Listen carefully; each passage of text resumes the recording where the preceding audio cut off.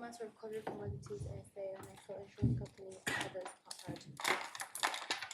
Good morning, Michael. There are three matters I'd like to address this morning before I finish with the Commission. The first are issues which arose in relation to Lord Justice Mayles' decision at the end of yesterday, which I want to address. The second is one of my learned friends has a respondent's notice point about the Fraudulent Documents Clause in the policy, which I'll address briefly.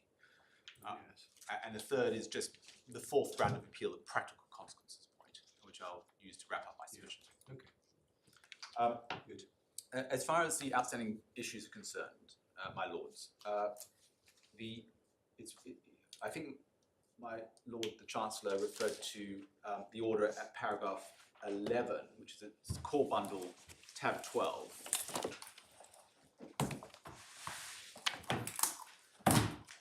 That's his judgment. That's the judgment, so yes, which is So it's page 191.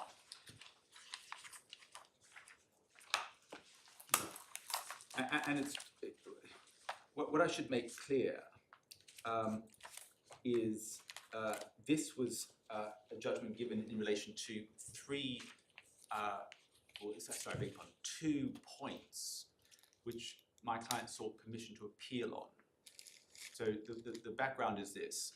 There were a number of points which we sought permission to appeal from Mr. Justice Butcher, which he granted, which includes the three grounds which are, I've already addressed, which will be before your lordship, which I've already addressed before your lordships. Lord Justice Mayles granted permission in relation to one incidental point, which I'm going to address as part of the fourth ground, which I haven't addressed yet. So all he was really concerned with are two particular grounds. And you can see these grounds, my lords, in his judgment at page 189.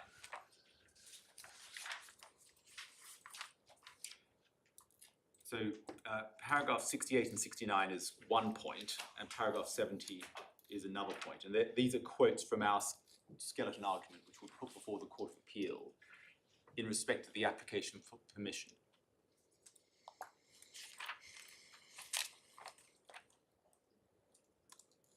And the first point, in a nutshell, is the argument which we sought to run was that there was no immediate right to possession granted by the warehouse receipts unless it could be established that the goods were the property of Quadra, because that's what the certificate said.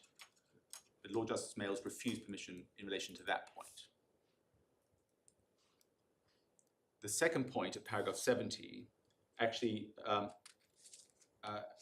was in connection with the decision of the court in North Central Wagon, which you can see at the bottom of the page, which is an English law point.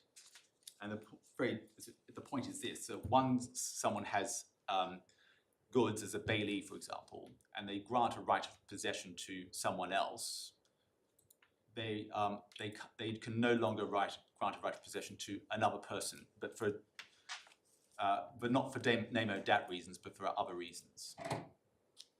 And that was refused as well.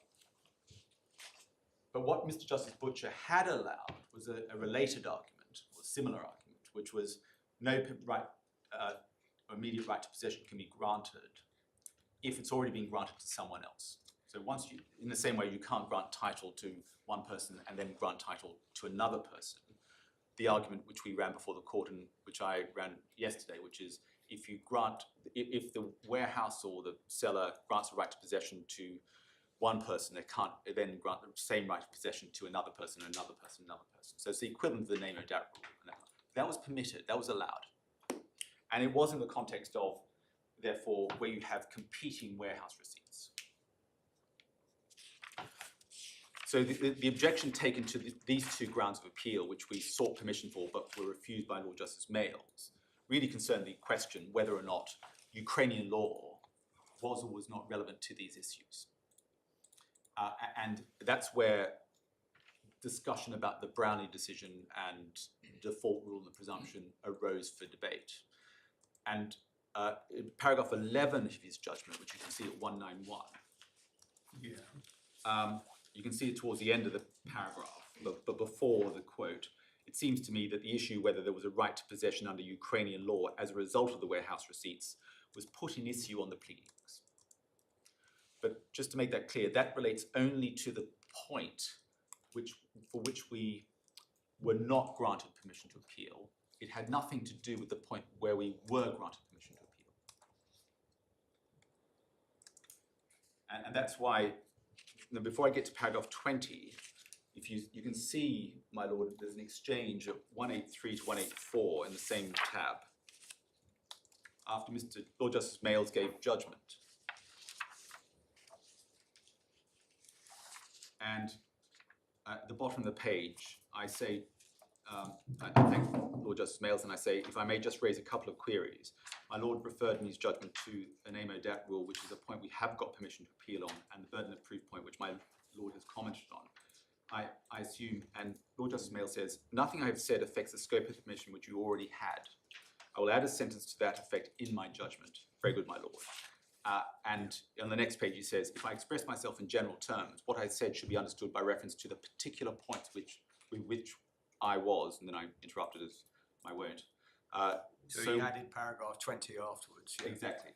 And he says, your wings have not been clipped, they're just not been given any extra feathers. That's the idea. That's why we have paragraph 20 there.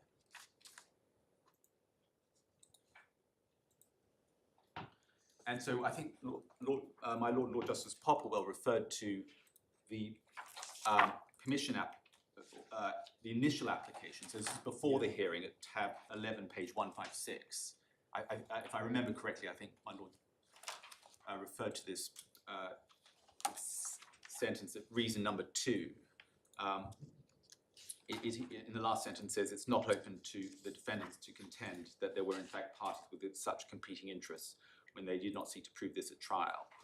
But this is obviously only in the connection with the points which were being addressed. We did argue competing interests, and that was understood by the judge, and he gave permission to appeal on these points.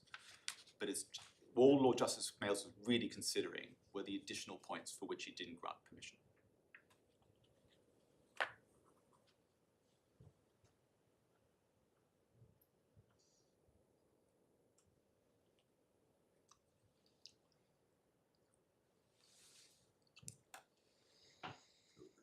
What slightly puzzles me, if you look at your grounds of appeal, that's called on page 19. Yeah. This is within the third ground, yeah? Yeah. And in paragraph 19, independently of the point which is the point that we discussed about immediate right to possession, we spent a lot of time yesterday. Yeah. But then the second point, which is independent point, subparagraph 1 is the name of the equivalent of the name. Correct. Yes. But subparagraph 2 is the North Central Wagon and Graham point. Yes. So what I don't at the moment follow is how that point comes in if on the basis of what Lord Justice Mayles said. So this was the draft grounds of appeal which was submitted to the Court of Appeal on the application for permission to appeal. Well, this is the grounds of appeal in the bundle. I know, my lord. But Well, that's not very satisfactory with respect. no, my lord, it isn't, and I don't seek to excuse it. But So should we delete 2? yes, absolutely. Paragraph Okay. 18. So what you need to delete from these grounds of appeal is paragraph 18 and paragraph 19 too. So 18 as well, yes. Yes. I take full responsibility for that, my lord. I appreciate it's not satisfactory, but that's the explanation anyway.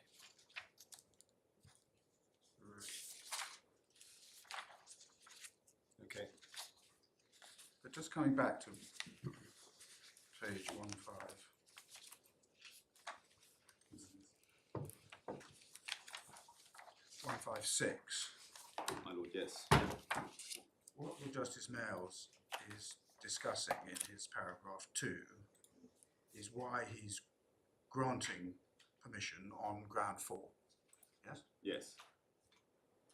But I don't really understand how he could have thought that it was not open to you to contend that there were parties with competing interests for the purposes of testing the conclusions as part of ground 4, if he thought it was open to you to do so under the the earlier grounds. Well, It doesn't make any sense. Well, my lord, all I can say is this. This issue about competing interests was addressed before the judge. He gave permission to appeal on the grounds which are in the revised version of the draft. It's very hard to, I mean, the process by which permission to appeal is granted or refused is where a skeleton argument is produced to the Court of Appeal. There's a short response by the respondent, and a decision is made, and it's made in these terms. So it's very hard to interrogate what Lord Justice Males meant or didn't mean by these words. So I can't give you an explanation, but what I can say is what was argued before the trial judge and what permission was granted for. Did the judge, I mean, we've got the judge's reasons at tab 10. That's all there is that he didn't deliver a judgment. No, he didn't. So what we don't know is what the judge thought hadn't been argued before him, what he refused permission for.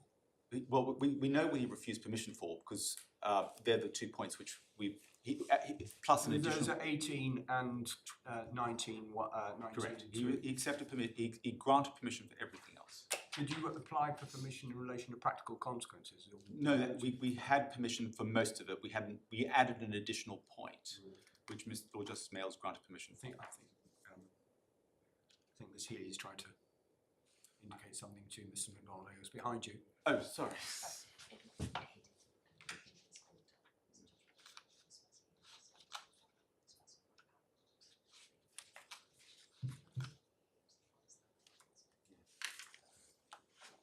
I can show you the permission order granted by Mr. Justice Butcher, but I'm not sure if that will take you much further forward. So then, so what,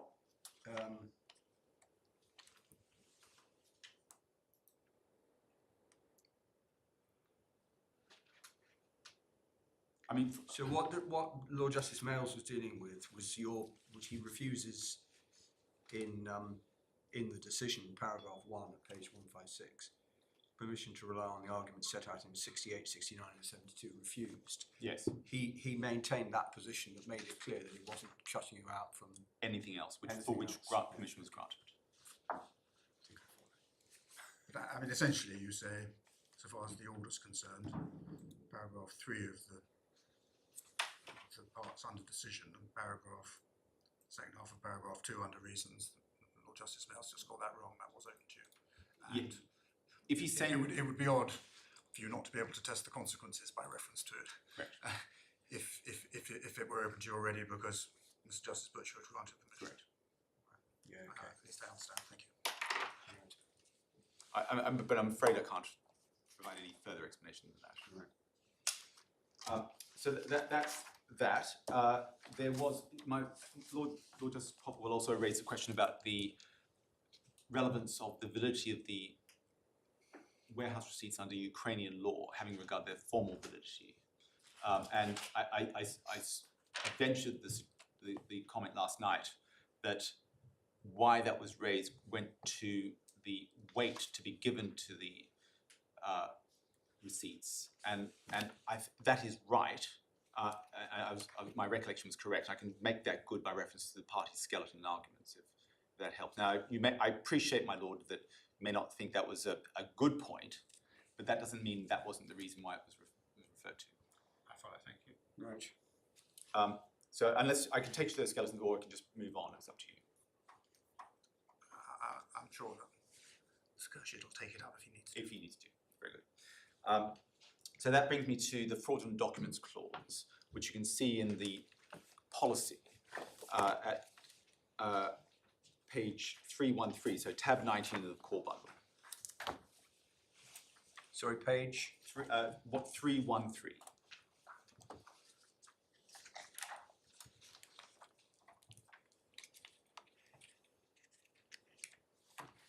Yeah. So this was an argument which was addressed by Mr. Justice Butcher. He rejected. You say that although it's loose language, the use of the word through acceptance. It's intended to be a causative link. Correct. And this is only dealing with situations where the loss is caused by the taking up a fraudulent document. Yeah, so if I give you an example, if I can give you two examples. So if I have goods and I want to ship them, and I speak to someone who appears to be the ship owner of a particular ship, and I get a bill of lading, which is not a genuine document because it's a fraudster, so he's not really the ship owner, and I might surrender the goods in exchange for the fraudulent bill, that would be a physical loss of goods because I've been duped to hand over my goods.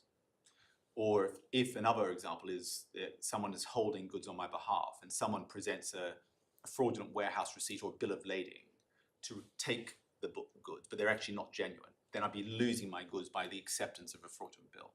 But what I can't cover is the scenario here where there is a receipt of a warehouse receipt in exchange for payment of goods. Now, either if they've been denied the right to acquire the goods.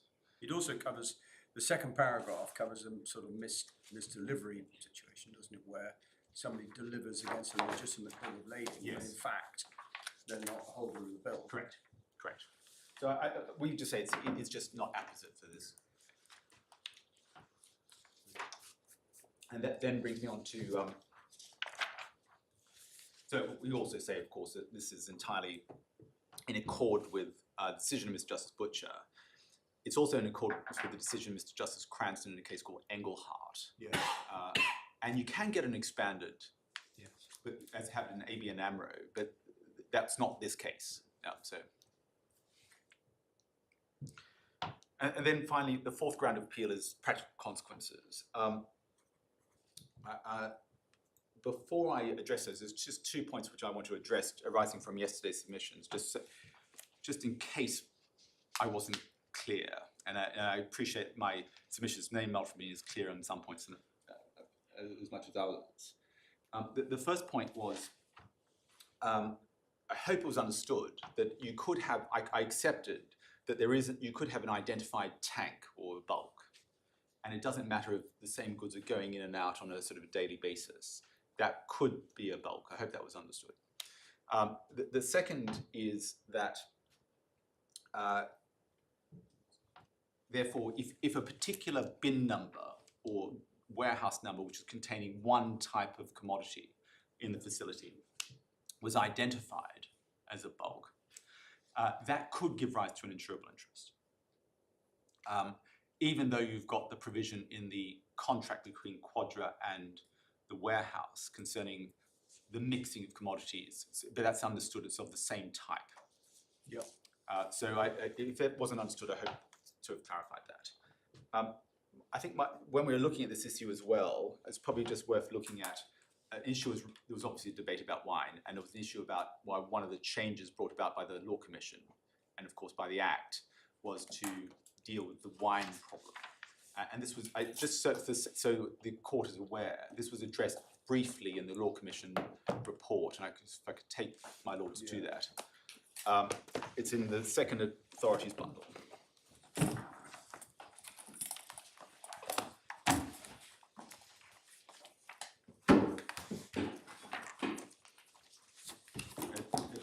At tab 22, page 528.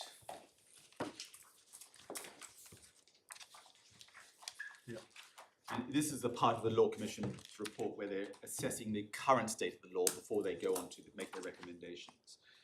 And there's a reference to the London Wine Company case at footnote 37, at the bottom of the page, where it's stated the case of London Wine, where the company's receiver was preferred to purchasers who had bought and paid for and received certificates of title for wines which were held for them by the company, is not used as an example because there was in fact no identified bulk. The company could have met their contracts by supplying wine of the right description from any source. There is reason to believe, however, that Section 16 does cause problems in relation to purchases of wine forming part of an identified bulk. So it's actually saying that the facts of that case may not have been solved because there was no identified bulk. But what they're addressing in this case by the reforms, which you can see on the next page, is where you have an identification of bulk. And I've already referred to the example they give in 4.3 subparagraph D. So with those two, Was there any I mean, you may not know the answer to this and don't take up time, but was there any discussion in the London wine case? It was a very long time since I looked at it. About section 16 and bulk cards. I can't remember. Bulk goods or something. I can't remember, I don't know, I haven't checked. I'm sure it was. But it's a different case from the ones we were talking about, which is where you're entitled to wine in a particular location. Here, there was no entitlement to wine from any particular location. Or that, the wine could be coming, but the wine could be supplied from any source. But we say that's the same for the facilities, because grain could be coming in and out.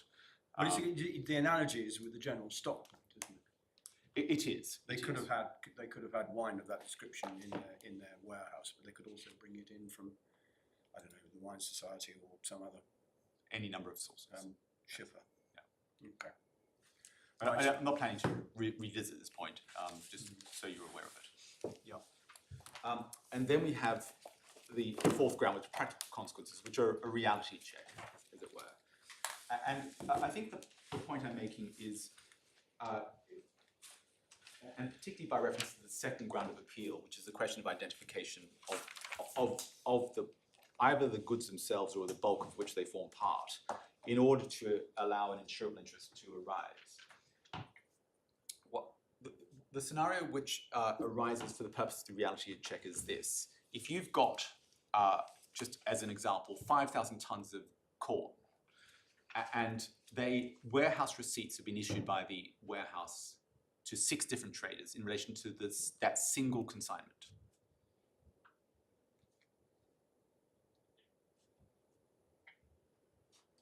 And the issue is, and I've already touched on this issue a number of times, but just to put it in context, there is, obviously when it comes to property, and property which is being insured, a number of people can have an insurable interest in a single item of property or a single parcel of goods. It can be the owner, it can be a mortgagee or pledgee, it can be a person with right to possession, it can be other persons as well. It doesn't have to be a possessory or proprietary interest. And as I say, the notion of insurable interest goes back to this relationship between the relevant subject matter on the one hand and the assured on the other. Now, when you have, let's just say, 2 people who have an insurable interest in goods, it doesn't matter who they are, they can insure it in a variety of ways. They can each take out their own policy with separate insurers, or they can take out a separate policy with the same insurer. Or they could both participate as co-insureds in the one policy. Then that's a composite insurance. And as we know from Mr. Justice Rix's judgment in the state of the Netherlands against Yule, they can be what's described as pervasive interests, which means that each of them have an interest to the full value of that item of property. And of course, the final scenario is only one of them insured for the full value. Only one. Now, in each of those scenarios, and the first scenario, if there's a loss, they may have a claim under their policies, but there's a question of indemnification. What cannot happen is there being an over-indemnification of loss. And so you can test it by this. If they're both insured under the same policy, under a competent insurer, it is, following Mr. Justice Rix's judgment again in Arab Bank against Zurich, there are 2 contracts. They're in the same policy document, but there's a separate contract with each insured. And there will be an indemnity to which they're both entitled. But what cannot happen is, even though they may have pervasive interest to the full value, they can't recover twice the value of the goods. They can only recover once, the single value. And it's the same is true if only one person is insured. Because what happens then they will entitled to take out a policy in relation to their interest alone. This is Tomlinson and Hepburn, whether it's a limited interest or a pervasive interest.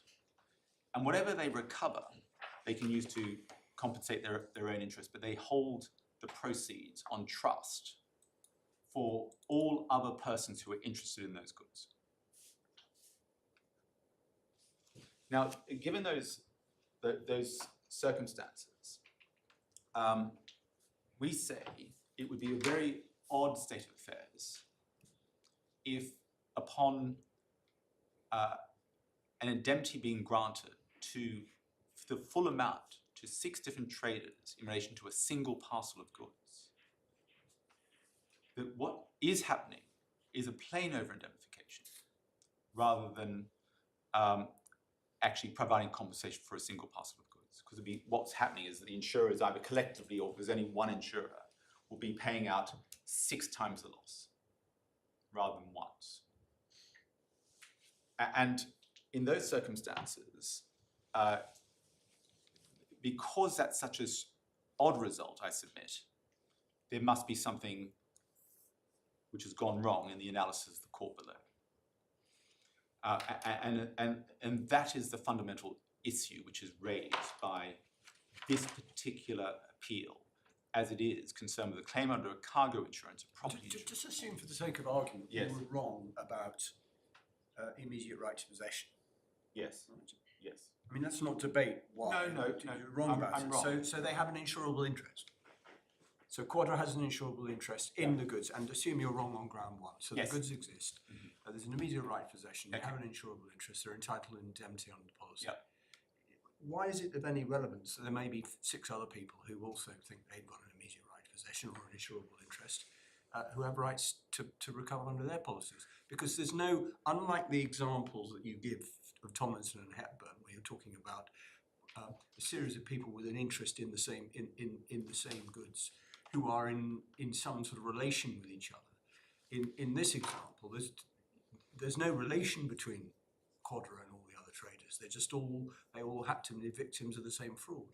Well, but the fact is, what we're see. Well, putting the matter another way, sorry, Mr. McDonald, I guess, how would you, assuming we were to decide, in my example, that there was an insurable interest and they were entitled to indemnity, are you saying they're only entitled to 1/6? That's exactly, I said to my lord that either he's wrong or all that can happen is, when I say my lord, Mr. Justice Butcher, all they get is a proportion of the loss because they can't, because there's insurable interests in all. There was no evidence before the judge, was there, that any other insurer had actually indemnified anybody else? It's just an assumption. No, well, we know, well, there's no evidence before the judge as to the number of insurers. No, I understand that. But what we do know is 18 traders have made claims. And these are all, I mean, these are traders who will have insurance policies in relation to the... Well, we don't know where their insurance is made. No, but what we This is do... what Lord Justice Males was getting at when he said you shouldn't be entitled to Well, is he... say as a matter of fact whether there were competing claims. I mean, as I said before, I think his comments should be taken as limited to the issues which he was granting or refusing permission on rather than granting permission on. Anyway, I think we've got that point. Okay. Okay. I don't know if I answered your lordship's question though.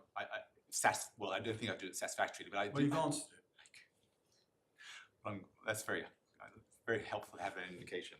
But I think what I would say is, given the odd, what I would regard or I would submit is the oddity of this consequence, and I don't think, to answer your lordship's question, just to make it clear, this notion of having an insurable interest in a number of different people, the law which is developed hasn't developed on the basis that there is necessarily a relationship between them.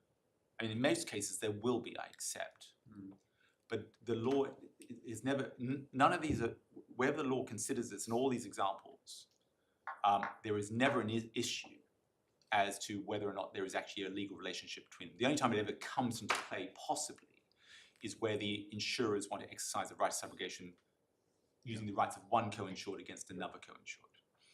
And just dealing with subrogation, of course, the question arises, if you've if it is the case, and I appreciate the point about evidence, but if it is the case that there was 6 insurance claims being paid out for the full amount of one parcel of goods, how would they, and those goods are recovered, then in the ordinary event, if an insurer pays out an indemnity, a full indemnity in relation to goods, they're entitled to salvage to the full value of those goods.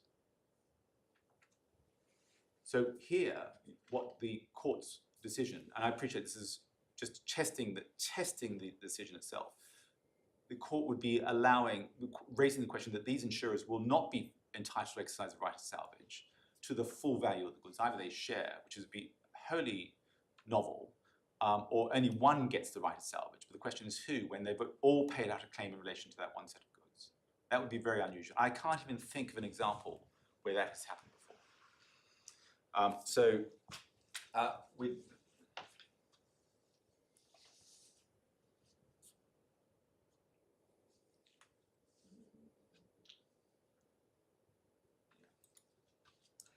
And so any absence of evidence when it comes to this issue, we know what has been established is a fraud, which was established by evidence, conceded on the first stage or the beginning of the trial by Quadra, and accepted by the judge. And the fraud was of a nature where multiple warehouse receipts were being issued for the same goods. And so it's perfectly legitimate for the court to take into account these practical consequences by reference to that scenario. And it is, we say, for Quadra to demonstrate it suffered a loss, not for the insurers to prove that it hasn't. And I would go back, I'd finish on this point, my lord, and I appreciate I've just gone a few minutes over time, but I would finish on this point, that if one remembers the Cumberland decision where Mr. Justice Barrows used this notion of the insurers being injuriously affected, we would say given these practical consequences, the result would be an individual insurer would be injuriously affected by this sort of result. And by the way, for what it's worth, Mr. Justice Butcher, in his judgment below, said I sought to distinguish Cumberland on particular grounds, and that may be, but that weren't the full extent of the grounds. The main ground I sought to distinguish Cumberland was on the question of identification. Okay. So, my lords, I appreciate I may well have tried your patience on occasion. I tried to answer your questions as fairly as I can. Well, speaking for myself, you haven't tried my patience. Oh, well, I'm very pleased to hear that. You're incredibly helpful and thought-provoking submissions, whatever the result of the case must be. Well, that's very kind, my lords. And unless there are any further questions, they're my submissions.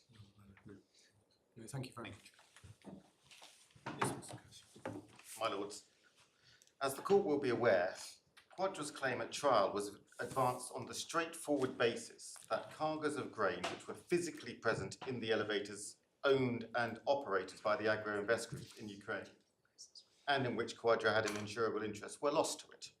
And the judge agreed, concluding that Quadra was entitled to an indemnity under the policy in respect of the loss of cargoes. And specifically, the judge concluded first that there were goods physically present in the elevators corresponding in quantity and description to the cargoes. Secondly, the judge concluded that Quadra had an insurable interest in those goods which were physically present in the elevators, and that insurable interest he found derived both from Quadra's payment of the purchase price for the goods against the presentation of the warehouse receipts, and also from Quadra's immediate right to possession of the goods as a matter of Ukrainian law, both under a storage agreement which Quadra had concluded with one of the elevators and under the warehouse receipts which had been issued by all of the elevators, that's the Zablaski, Bilgorod and Ismail elevators. And thirdly, the judge concluded that the goods were physically lost to Quadra as a result of misappropriation. Now, there are 4 grounds of appeal, but only 2 of these are determinative or potentially determinative. Those are grounds 1 and 2. Ground 1 is an appeal from the judge's finding of fact that goods corresponding in quantity and description to the cargoes were physically present in the elevators at the time when the warehouse receipts were issued. And as the court is aware, ground 2 is an appeal from the judge's conclusion that Quadra had an insurable interest in those goods deriving from its payment of the purchase price and from its immediate right to possession of those goods as a matter of Ukrainian law. And as those two grounds are potentially determinative, it is on those two grounds that I shall focus primarily. But of course, ground 3 is an appeal from the judge's finding that Quadra had an insurable interest deriving from its immediate right to possession of the goods as a matter of Ukrainian law. It's a standalone ground, but it's not of itself determinative. No, because if you're right on ground 2, then ground 3 doesn't matter. Yes. That's the point. So I will deal with ground 3, but I'll deal with it more shortly. You should deal with it. Yeah, but I'll deal with it more shortly. Well, it matters if you're wrong on ground 2. Yeah. And right on ground 1. Yes. Yeah. Yes, it does. And ground 4 appears to be relied upon by insurers as an adjunct to grounds 1 and 2, as we understand it. Insurers point to the practical consequences of the judge's overall conclusion as indicating that it must be wrong. But we will say that the judge is not wrong, and I'll deal with that briefly as well at the end of my submissions. Yeah. Okay. So grounds 1 and grounds 2. I'm going to start with ground 1, and I'm going to take it in a sensible and logical order as the court would expect. The court will be familiar with the legal principles with respect to an appeal from a judge's finding of fact. They're set out in the parties' respective skeleton arguments, and I don't need to go through them. Essentially, insurers must show the judge reached a conclusion which is unsupported by any evidence, or which no reasonable judge could have reached. And the insurers invite this court to reconsider for itself the judge's findings as to what should or should not be inferred from primary facts, which are largely not in dispute. That is a course open to this court, but as we observed at paragraph 7 of our appeal skeleton, the case for reticence remains cogent. So looking at the available evidence, and therefore the substance of ground 1, I should like to begin, if I may, by running through the body of evidence that was available to the judge at trial, just as briefly as I can. I appreciate the court is familiar with the documents, but there is value in looking at them holistically, and there are a few points which I should like to draw out along the way. Okay. And I propose to take the example of the first Zaplaski cargo, which Quadra had purchased pursuant to Addendum 7 to the agri-finance contract, because the court has already been taken to those documents and will be familiar with them. Yeah. And with one exception, which I'll come on to address, materially similar documentation was issued in respect of all 7 cargoes, the subject of the claim. Yeah. Now, as the judge noted at paragraph 70 of his judgment, at trial, Quadra relied upon 3 categories of documentation as evidencing the physical presence in the elevators of goods corresponding in quantity and description to the cargoes. And the first category of documentation is the documentation issued by the elevators. And that includes the warehouse receipts. And as the court has seen, the first Zaplaski warehouse receipt is in the supplementary bundle at tab 19.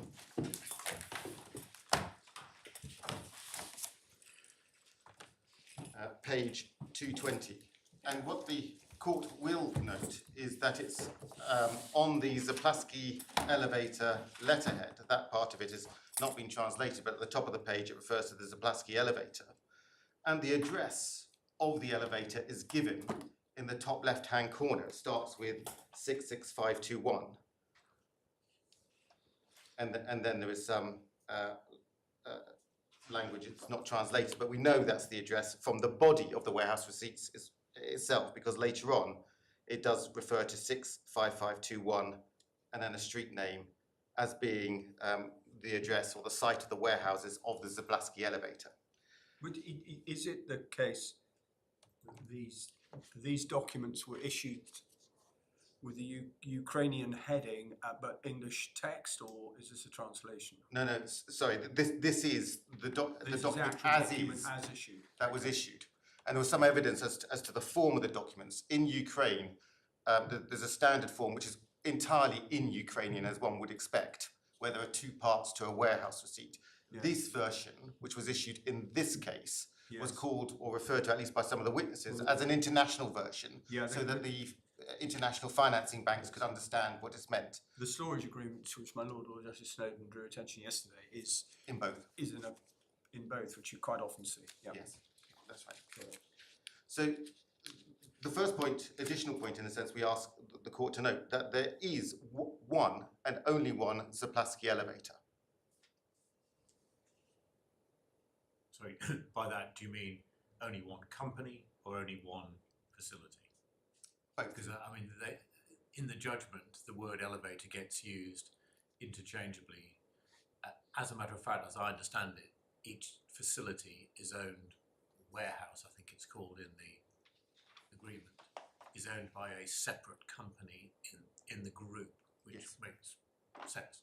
Yeah, it's precisely that. So within the Agroinvest Group, there are trading companies, Agri-Finance Limited and Line Puzzle, and then there are companies which are look after goods in facilities. The And word that seems to be used is warehouse for the physical facility, Yeah. rather than elevator, which is actually the name of it's included in the name of each company. yes, So our when preference you is, say there's only one, do you mean one physical facility or one company? I mean both. There is so in terms of Zaplasky, there is one company, and that one company has one site, and it has one site at the address that is both in the letterhead and also in the body of this warehouse receipt, as said in English. So we, Zaplasky Elevator LLC, that's the single company, which describes itself as a warehouse, hereby confirm that as of the date, there are 5,000 tonnes of Ukrainian corn crop 2018 stored at its warehouses located at the address given.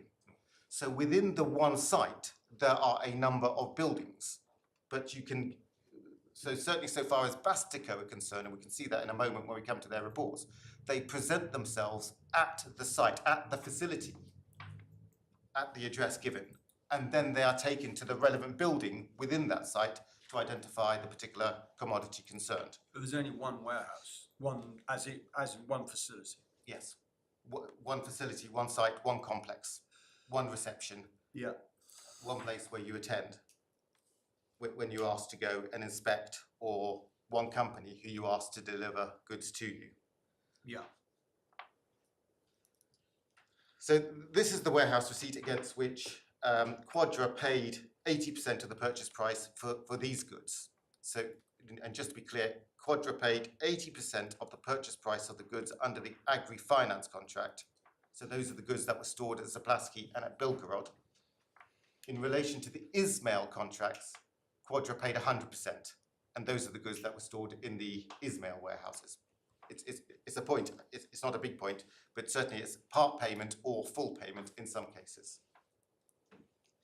As the court is aware, this warehouse receipt refers to the quality being as per the analysis card number 185 of the same date. Yeah. And that analysis card, as the court has observed, is at tab 30 of this bundle, page 244.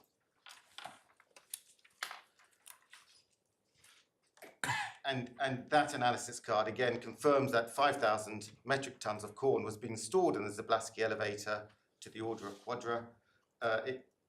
It comprised corn which was said to be of grade 3 and 2018 crop. And the quality of the goods is also recorded for impurities and the like, and verified by the laboratory assistant. And consistent with those documents, the Zaplasky elevator issued documents to the inspectors from Bastico in the case of Quadra or other companies in relation to other traders, each time they attended the elevator to inspect the cargo. And in Quadra's case, those inspections took place on a monthly basis. So each month, Bastico would go to inspect the cargoes at each elevator. And as the judge found at paragraph 47.3 of his judgment, the Bastico inspections consisted in part of the inspector being shown a letter from the elevator declaring the quantity and quality of the cargo stored on behalf of Quadra, and a corresponding account form 36. So in part, it was documentary, and I'll come to those two specific documents. But the inspection was also in part a visual inspection and a measurement, which I'll come to in a moment. So insofar as the documentary aspect of the inspection is concerned, the example of the letter that was presented to the Bastico inspectors when they attended the one site is at tab 31, the next tab in this bundle, page 245. The Bastico inspectors attend at the address 66521, and they are given a copy of this letter, which bears the date of Bastico's first attendance at the Zaplasky elevator, insofar as the first Zaplasky cargo is concerned, and it advises that as of that date, 5,000 metric tons of corn was being stored in the elevator to the order of Quadra. So that's one document that's given to the Bastico inspectors, and the other is the account form 36, which is an official Ukrainian form. And the example of that is on the next page, page 246 in the same bundle, in the same tab or the same bundle. It records that as of the date of that first inspection by Bastico, 5,000 metric tons of corn, grade 3, 2018 crop, was being stored in the elevator to the order of Quadra. And it is quite small writing, at least in my versions, which are A5. But in the top line, selection firm, Zaplasky elevator, owner Quadra, warehouse, grain warehouses of grain saving enterprise, product corn class 3, yield 2018, storage type, general storage. So the account form 36 is recording that these are goods that are being stored, in this case corn, as part of the general storage. That means that's the commingled aspect, as opposed to segregated storage, which can be applied for, but not in the case of Quadra's goods. And that, of course, is consistent with the agreement that Quadra had with the Zaplasky elevator, clause 2.3, as we saw, where the elevator was permitted to store goods in commingled fashion rather than segregated. And of course, materially identical letters and account book forms were issued by each elevator on each occasion, that's each month, that Bastico attended, up to the date on which access was denied to the Bastico's inspectors at the end of January 2019. So prima facie, therefore, we say that the elevator documentation records that goods corresponding in quantity and description to the first Zaplasky cargoes were physically present in the Zaplasky elevator at the time the first Zaplasky warehouse receipt was issued. I mean, this is obviously a translation, isn't it?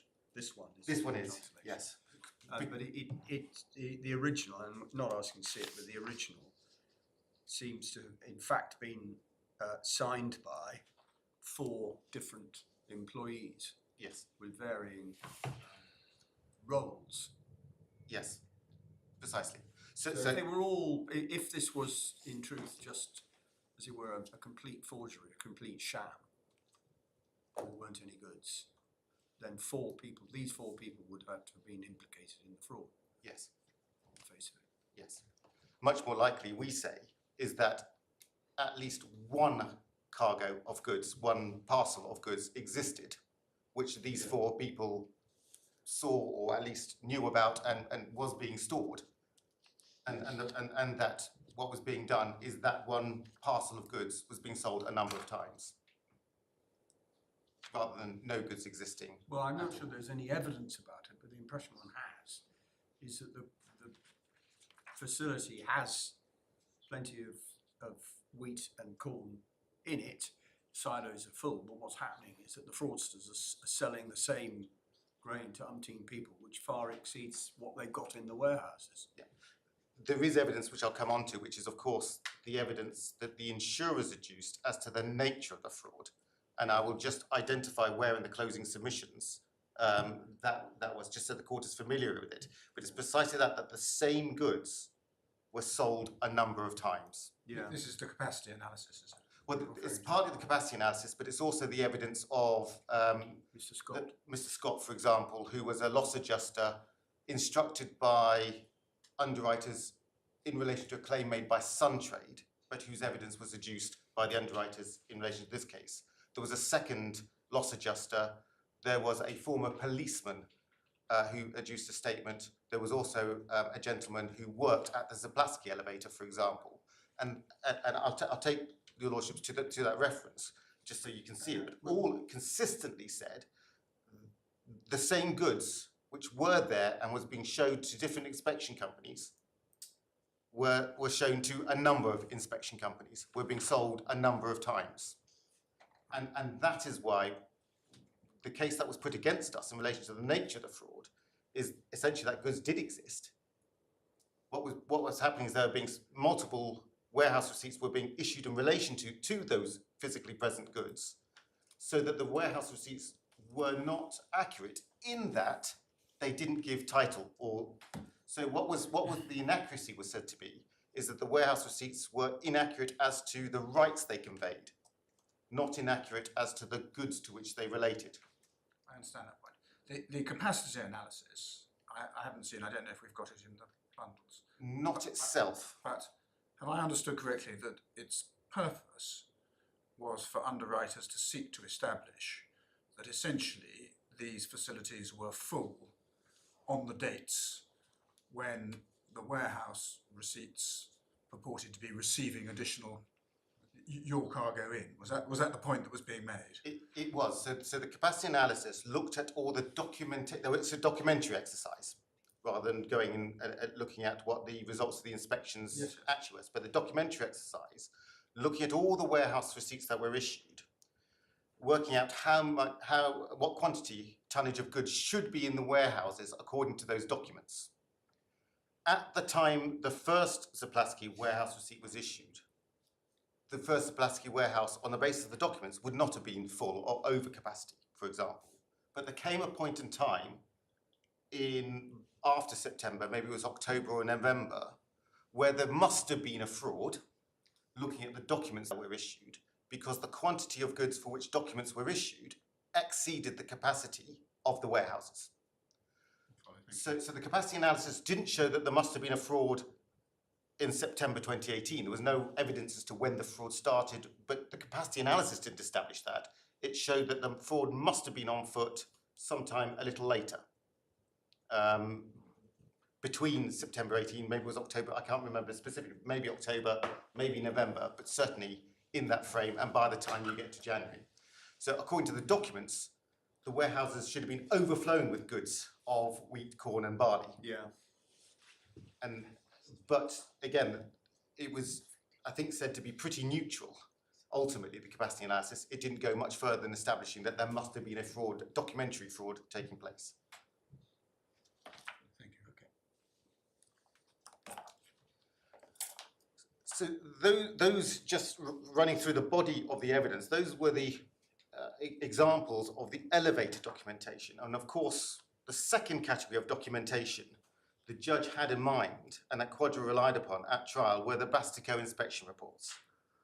And in this connection, the court will appreciate that the judge had the benefit of oral evidence from two Bastico witnesses, and the judge summarised the effect of that oral evidence at paragraph 47 of his judgment, which is in the core bundle, tab 8, page 121.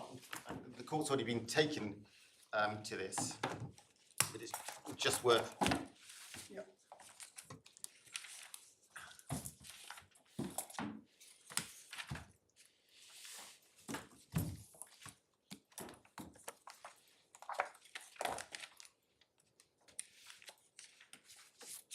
Yeah. Yeah, so to paragraph 47, Mr. Justice Butcher summarised the effect of the evidence given by Ms. Natalie Gonchar, and she worked in a sense at head office. She produced the reports themselves on the basis of physical inspections carried out by inspectors, including Mr. Alexander Gonchar, who attended the Zablasky warehouse on, I think it was a total of 3 occasions. And the judge summarises the evidence. And there is no challenge to that summary on this appeal, as we understand it, including the finding at paragraph 47.3 that the inspections consisted not only of a documentary exercise that we've just looked at, the giving of those letters and Form 36s, but also of the Bastico inspectors being shown the grain, which was said by the elevator to be the grain referred to in the letter and the Form 36. The corresponding account book Form 36. Nor is there any challenge to the findings in paragraph 47.4 that the Bastico inspectors visually examined and measured the grain shown to them, and that's the measurement using the laser meter, which is set out in paragraph 47.4. And there's no challenge to that. And in fact, my learned friend said he relied on that paragraph.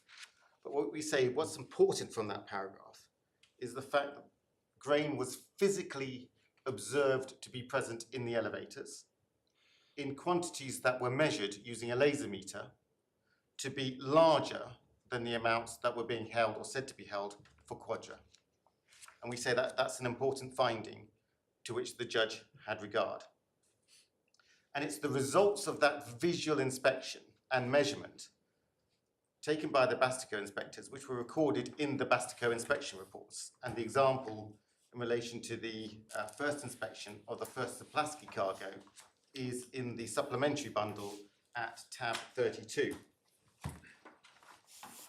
And again, the court's been taken to this. But it's just worth observing that at the top of the page, Hang on. Tab 32. yeah, tab 32, page 247. Yeah. It's an inland inspection report from Bastico. Yeah. And at the top of the page, we can see the order that was received by Bastico, what their instructions were. Bastico had been instructed by Quadra to check the elevator's documents and to conduct a visual inspection of the cargo quantity stored in the elevator at the address given. So the address of the one site is identified. And then in the middle of the page, the report further records that Bastico did attend the Zaplasky elevator at the address given, in this case on the 8th of October 2018, for the inspection of the elevator's documents, as well as the visual inspection of the actual stock as presented. And then references made to the elevator documents to which we've just had a look. And then at the bottom of the page, there is the table, which is said to record the findings of the visual inspection carried out by Bastico.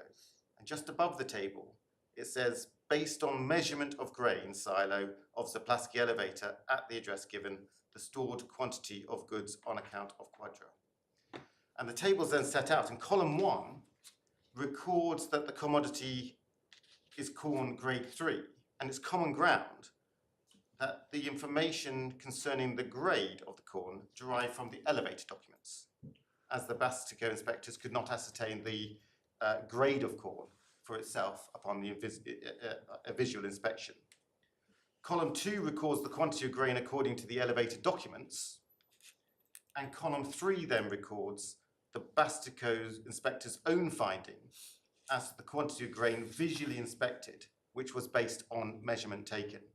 And this reflects the judge's finding in his judgment that the inspector used a laser meter in order to determine the volume of grain in the silo, and was able to conclude that the total amount of grain shown was larger than the amount said to be Quadra's. So again, prima facie, therefore, the Bastico inspection reports record that goods corresponding in quantity, at least to the first Zaplasky cargo, were physically present in the elevator, and quality insofar as they rely on the elevator documents themselves. Yeah. And of course, materially similar reports were issued when Bastico returned to the Zaplasky elevator on a monthly basis, when the quantity of corn increased to account for the second Zaplasky cargo and then the third Zaplasky cargo, and indeed decreased when the 800 tons came out. And likewise, materially similar reports were issued for the Bilgorod elevator and the Ismail elevator, save that no Bastico inspection report was issued recording any visual inspection of the third Ismail cargo. That's the one where the warehouse receipt was issued on the 16th of January 2019. And the next inspection by Bastico was due at the end of the month, and that's when they were refused entry. So Bastico themselves did not get an opportunity to visually inspect the third Ismail cargo. But in relation to that cargo, ultimately the position is no different. So what we have at tab 25 in the bundle is the third Ismail warehouse receipt.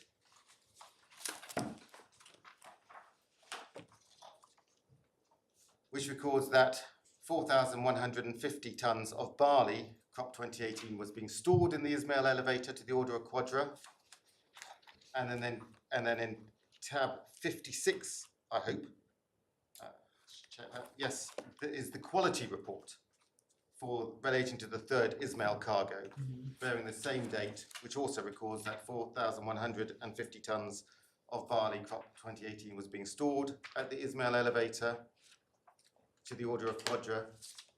And then in terms of visual inspections, the judge had the benefit of 2 inspection reports conducted by inspectors other than Bastico at around the same time. And so at tab 60, this is the SGS report. It was issued on the instruction of Agri-Finance, and it records the physical presence of about 5,800 tonnes of barley in the Ismail elevator on the date of the inspection, which was the 7th of December 2018. That's about 5 weeks before the third Ismail warehouse receipt was issued. And indeed, as the courts observed, we can see from page 320, not only did SGS measure the barley, they also sampled it on this occasion. Now, as we say at paragraph 37 of our appeal skeleton argument, according to the capacity analysis conducted by insurers, by which they reconstructed the movement of grain into and out of the elevator based upon the documentary evidence they had obtained from a number of traders, in addition to Quadra, no barley was said to have exited the Ismail elevator after SGS's inspection on the 7th of December, according to their capacity analysis. And consistent with that, at tab 61 of this bundle, we have a Bureau Veritas report, inspection report, issued on the instruction of Suntrade, which records over the page, at pages 323 and 324, the physical presence of about 5,726 metric tonnes of barley in the Ismail elevator on the 22nd of January 2019. That is 6 days after the Ismail warehouse receipt was issued. Sorry, I'm been trying to play catch up. Have I got the right document at page 318, the inspection report? Is that what you referred us to? Yes, it is. Yeah, it's the SGS report. I'm struggling at the moment to tie that to the warehouse receipt and the the other form at page tab 56.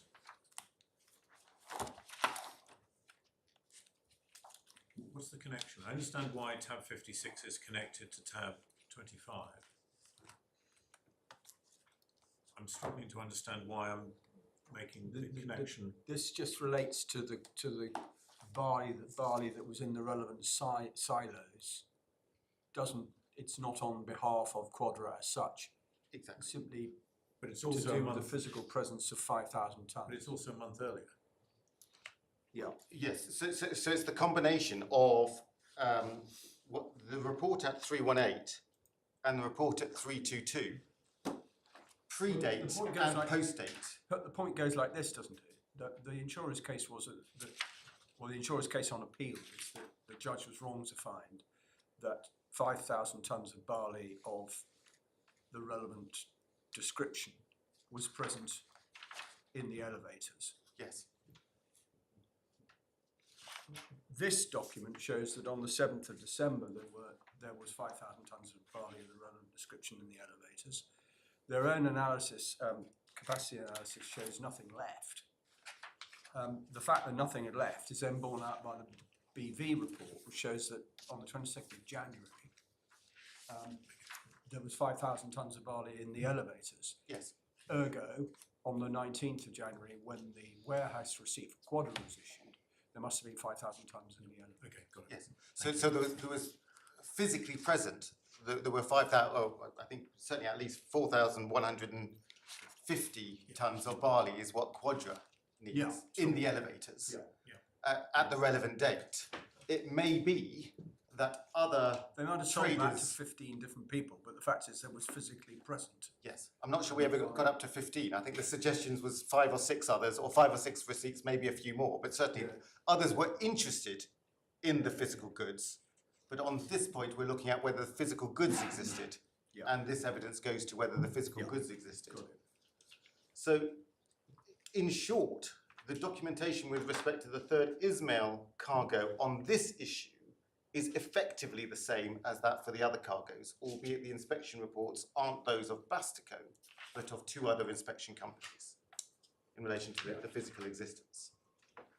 So those are the first 2 categories of documentation that Quadra relied upon and the judge had regard to.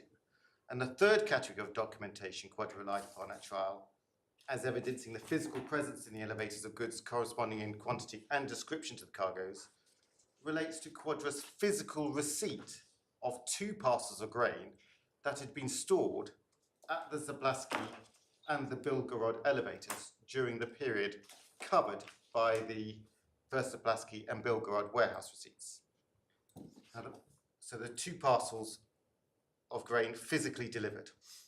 The first of those 2 parcels is a parcel of about 800 metric tons of corn, which together with the first Zablaski cargo had been purchased by Quadra pursuant to addendum number 7 to the agri-finance contract.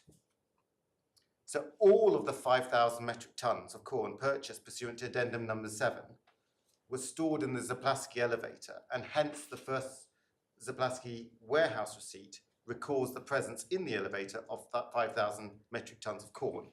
That comprises the 800 tons and also what was left over, the balance, which was claimed as lost cargo, which is the first Zablaski cargo. After the first Zablaski warehouse receipt was issued, Quadra allocated 800 metric tons of the 5,000 purchased, partially to fulfill a contract of sale it had concluded with a company called Olam International. So the 800 was part of the 5,000. Yes. Yes, so the first Zablaski cargo covers 5,000 tons. 800 of that, it was sold to Olam, and the balance, what was left over and should have been in the warehouse, is what is claimed as part of the claim on insurers, which is the 4,200 odd, and the 4,200 is being referred to below and in the judgment as the first Zablaski cargo. But the 800 was part of the 5,000. And the 800 was dispatched from the Zablaski elevator on the 14th of January 2019 and was delivered to a grain terminal in Borovaj on or around the 17th of January 2019. And we say that the physical delivery of this 800 metric tons of corn from the Zablaski elevator was common ground at trial. And that's important because it's now said not to be accepted. But we can see that from paragraph 32 of insurer's trial skeleton argument, which is in the supplementary bundle at tab 3, page 57. My lords, if it helps, I'm not suggesting that delivery didn't take place. No. Okay. Well, right. That's a helpful clarification, but just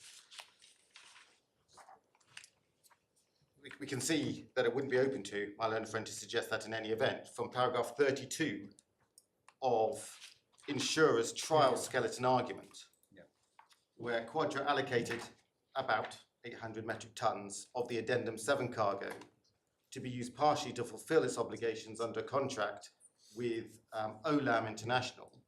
That portion of the cargo was subsequently delivered to the grain terminal Borovaj at Odessa port.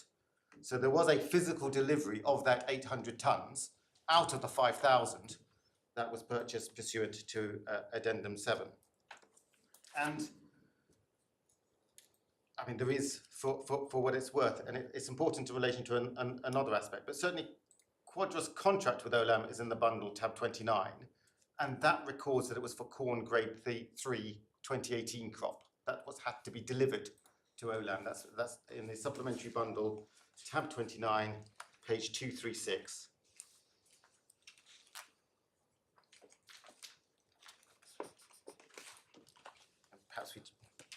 it's from the top right-hand side of the Sorry, tab. page. Sorry, what tab? Tab 29, page 236. It's one of those documents which is in both Ukrainian on the left and then English on the right. And then the top right, seller Quadra via Olam International. And then the commodity we can see in clause 1.1 and so on, corn, grade 3, crop year 2018. So that's what was sold, and we say what was delivered, physically delivered. And the evidence for the physical delivery is in two parts. So there is evidence that the 800 metric tons was dispatched from the Zablaski elevator to fill this contract in a consignment note that we see in the supplementary bundle at tab 41. Starting at page 263. Now this is a translation, and the translation is therefore sets out, I think, some of the setting on the page, the formatting. But what can be noted, certainly on the right-hand side, is the figure 800,950, and that's 800 metric tons, or 800.95 metric tons. We can see halfway down the page on the right-hand side. So this is relating to the 800 metric tons, and it's a consignment note. And there are just 2 points I'd like to pick up on. And the first is, we can see just below that 800,950 figure, there's a reference to on wagons, and those are railway wagons. And if we just turn over the page for a moment, at page 264, we can see what's described as a notation of wagons. And we can see the date of 14th of January 2019 on the top left-hand side. And then in the table 1 to 12, there are identified wagons by various reference numbers with the weight of cargo that they carried. So just, for example, in the first line, the weight of cargo is 66,900.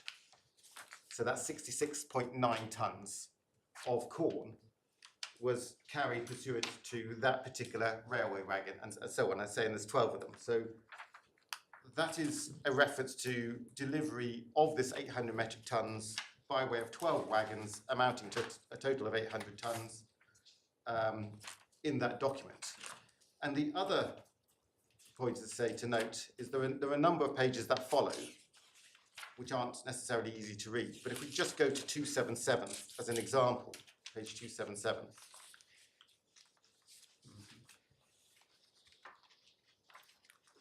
There's a document there which is just recording what's in those railway wagons.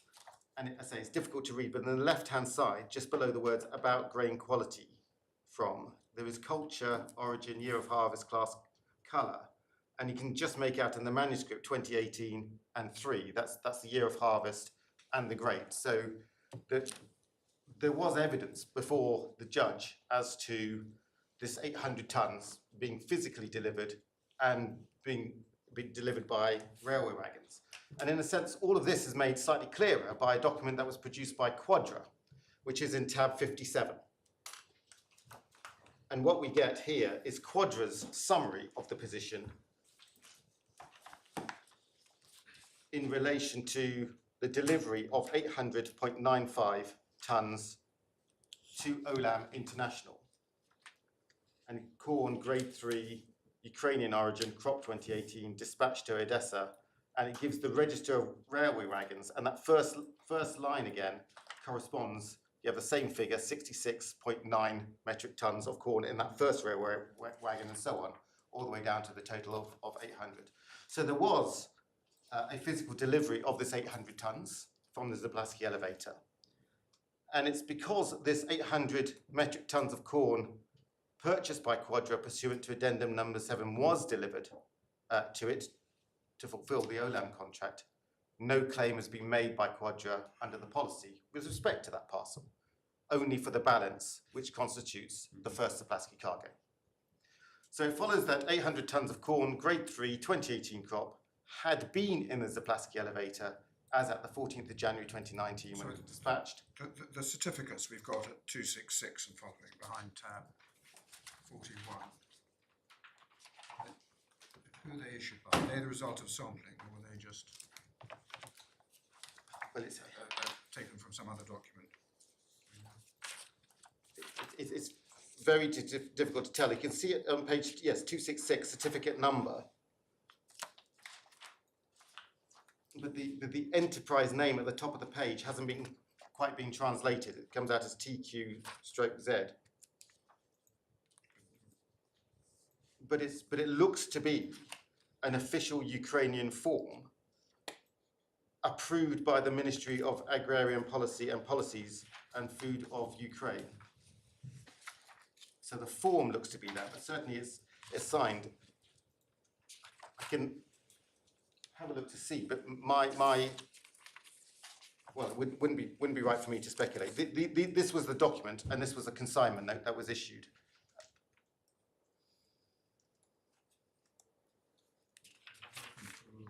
Assistant and bottom left with that. Right, thank you.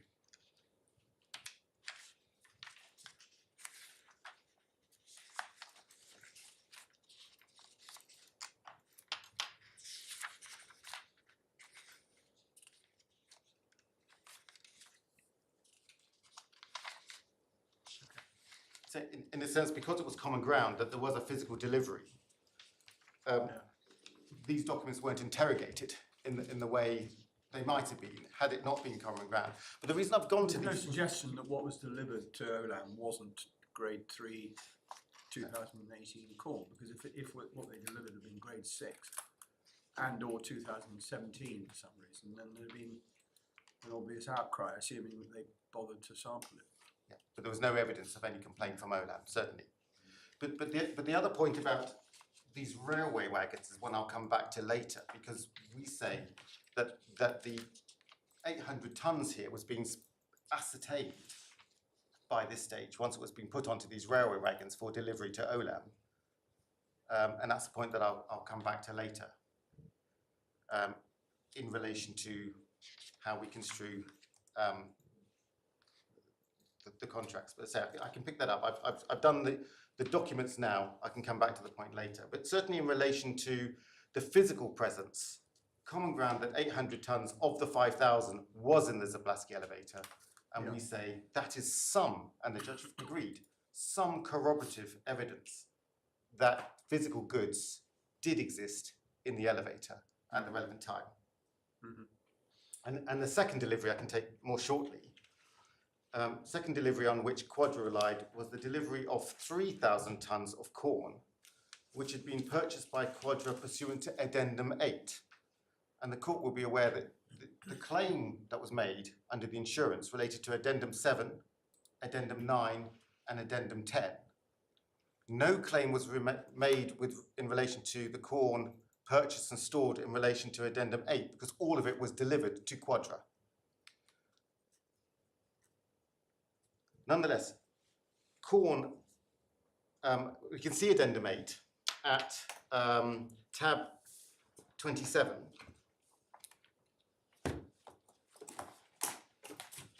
Page 233. And we can see that corn in the 233, yeah? 233, yes, top of the page. This is another contract between Agrifinance and Quadra Commodities. Goods, corn of grade 3, crop 2018, quantity 8,000 metric tonnes, was purchased under that addendum to the contract. And at tab 28, the next tab, page 235, there is the warehouse receipt relating to part of that 8,000 metric tonnes. And it's a warehouse receipt that was issued by the Bilgorod elevator, confirming that as of the 9th of October 2018, 3,000 of the 8,000 metric tonnes of corn was being stored at the Bilgorod elevator for Quadra's account. And then what we have at tab 62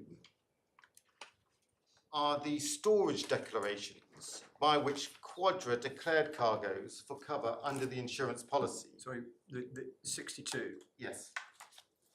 We've looked at these before, or at least the court has with my learned friend. This is the declaration made by Quadra of cargoes for cover under the insurance policy, and in respect of which premium was calculated. So just you can see the premium calculation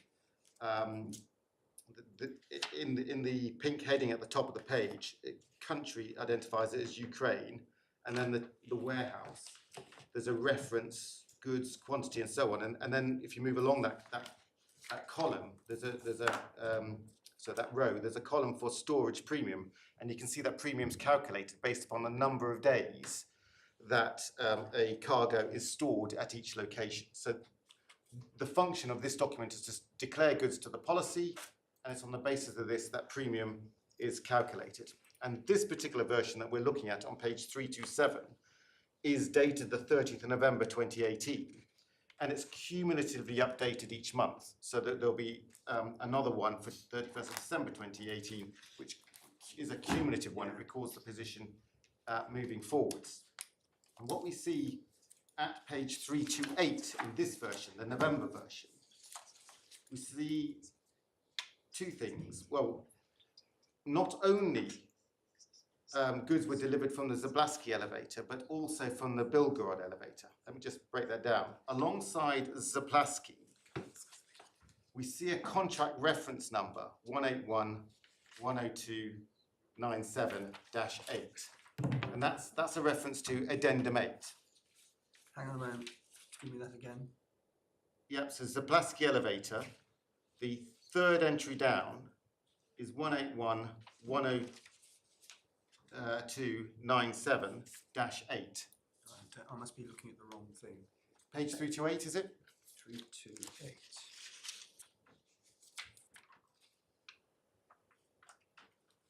So, Okay, yeah, I've got it. Yeah, got it. so there are four entries against the Zablaski elevator. The first one ending -7 is Addendum 7. The cargo purchase pursuant to Addendum 7. Then 9, then 8, then 10. And the one I'm interested in for present purposes is the one ending -8. And you can see there's 4,000 metric tons of corn had been stored at the Zablaski elevator from the 5th of November, the 10th of October 2018, exited on the 5th of November 2018 to a vessel called Atharina, FAB. So of the 8,000 tons bought, 4,000 had been stored at the Zablaski elevator, and it exited on the 5th of November. Yeah. Going up the page to Bilgorod, we can see the same contract reference number, -8, in the middle of the three entries there. Of the 8,000 tons bought pursuant to Addendum 8, 3,000 tons had been stored at Bilgorod elevator and likewise had exited on the 5th of November 2018 for loading on board the vessel Atharina, FOB. And just to complete the story, in fact, it's the entry below Zablaski, it's the Aliagski elevator. There's the same contract reference number, -8, which is the sort of final 1,000 tons plus or minus. Sorry, wait, which elevator? Aliagski, so Aliagski, yes. immediately below Zablaski, the next elevator down. You can see the same contract reference number. There's only one reference number against that one. And that is the balance of the 8,000 metric tons that was bought. It's in fact 1,116 metric tons that was being stored. So the position in short is 8,000 tons plus or minus was purchased under Addendum 8, was stored in 3 elevators as declared by Quadra 2 insurers, including 3,000 tons in the Bilgorod elevator. And that was dispatched on the 5th of November in all 3 cases for fulfillment of a on sale, which was on board a vessel called, or fulfilled because it was loaded on board a vessel called the Atharina in all cases. That's what was declared to insurers. That's the premium was calculated on that basis. And it's because the whole of that Addendum 8 cargo was delivered to it including from the Zablaski and Bilgerod elevators, no claim has been made by Quadra under the insurance policy with respect to that cargo. And we submitted to the judge that it followed that 4,000 metric tons of corn grade 3 2018 crop had been in the Zablaski elevator, and 3,000 metric tons of corn grade 3 2018 crop had been in the Bilgerod elevator as at the 5th of November 2019, when they were dispatched for loading on the Atharina. And the judge agreed that this provided some corroborative evidence that such corn was in those elevators on that date, and specifically with respect to the Bilgerod elevator, because of course we had the 800 tons in relation to Zablaski already, and we were relying upon this primarily to show in relation to the Bilgerod there was corn present there. The judge agreed that it provided some corroboration for the physical presence in the Bilgerod elevator of the 1,000 metric tons of corn 3 days earlier when the Bilgerod warehouse receipt was issued. Now that is the body of the evidence that was before the judge, and the judge considered that body of evidence at paragraph 70 to 77 of his judgment. He considered the weight that could properly be afforded to each category of the evidence in light of the objections made by insurers, and he concluded at paragraph 69 of his judgment that taken as a whole, the evidence established on the balance of probabilities the physical presence of goods in the elevators corresponding in quantity and description to the cargoes. And in our submission, it cannot be said that in so finding, he reached a conclusion which is unsupported by any evidence or which no reasonable judge could have reached. Now, my lords, I'm going to go on to just look at the criticisms that are made and make some brief submissions in relation to them. But Would that be a convenient moment to take a break? I was hoping that would be, yes. Rose?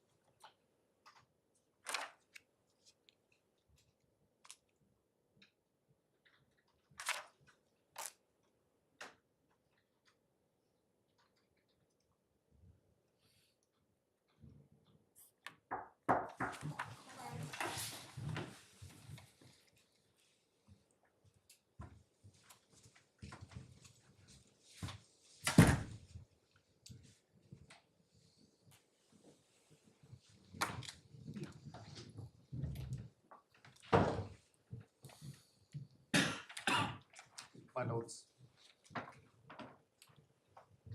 As regards the elevator documentation and the Bastico inspection reports, the judge addressed the former at paragraph 71 of his judgment, and he concluded that notwithstanding the likelihood that multiple warehouse receipts were issued by the elevators in relation to the same physical grain, the warehouse receipts issued to Quadra and the other elevator documentation nonetheless remains some evidence of the physical existence of the goods corresponding to those referred to in them.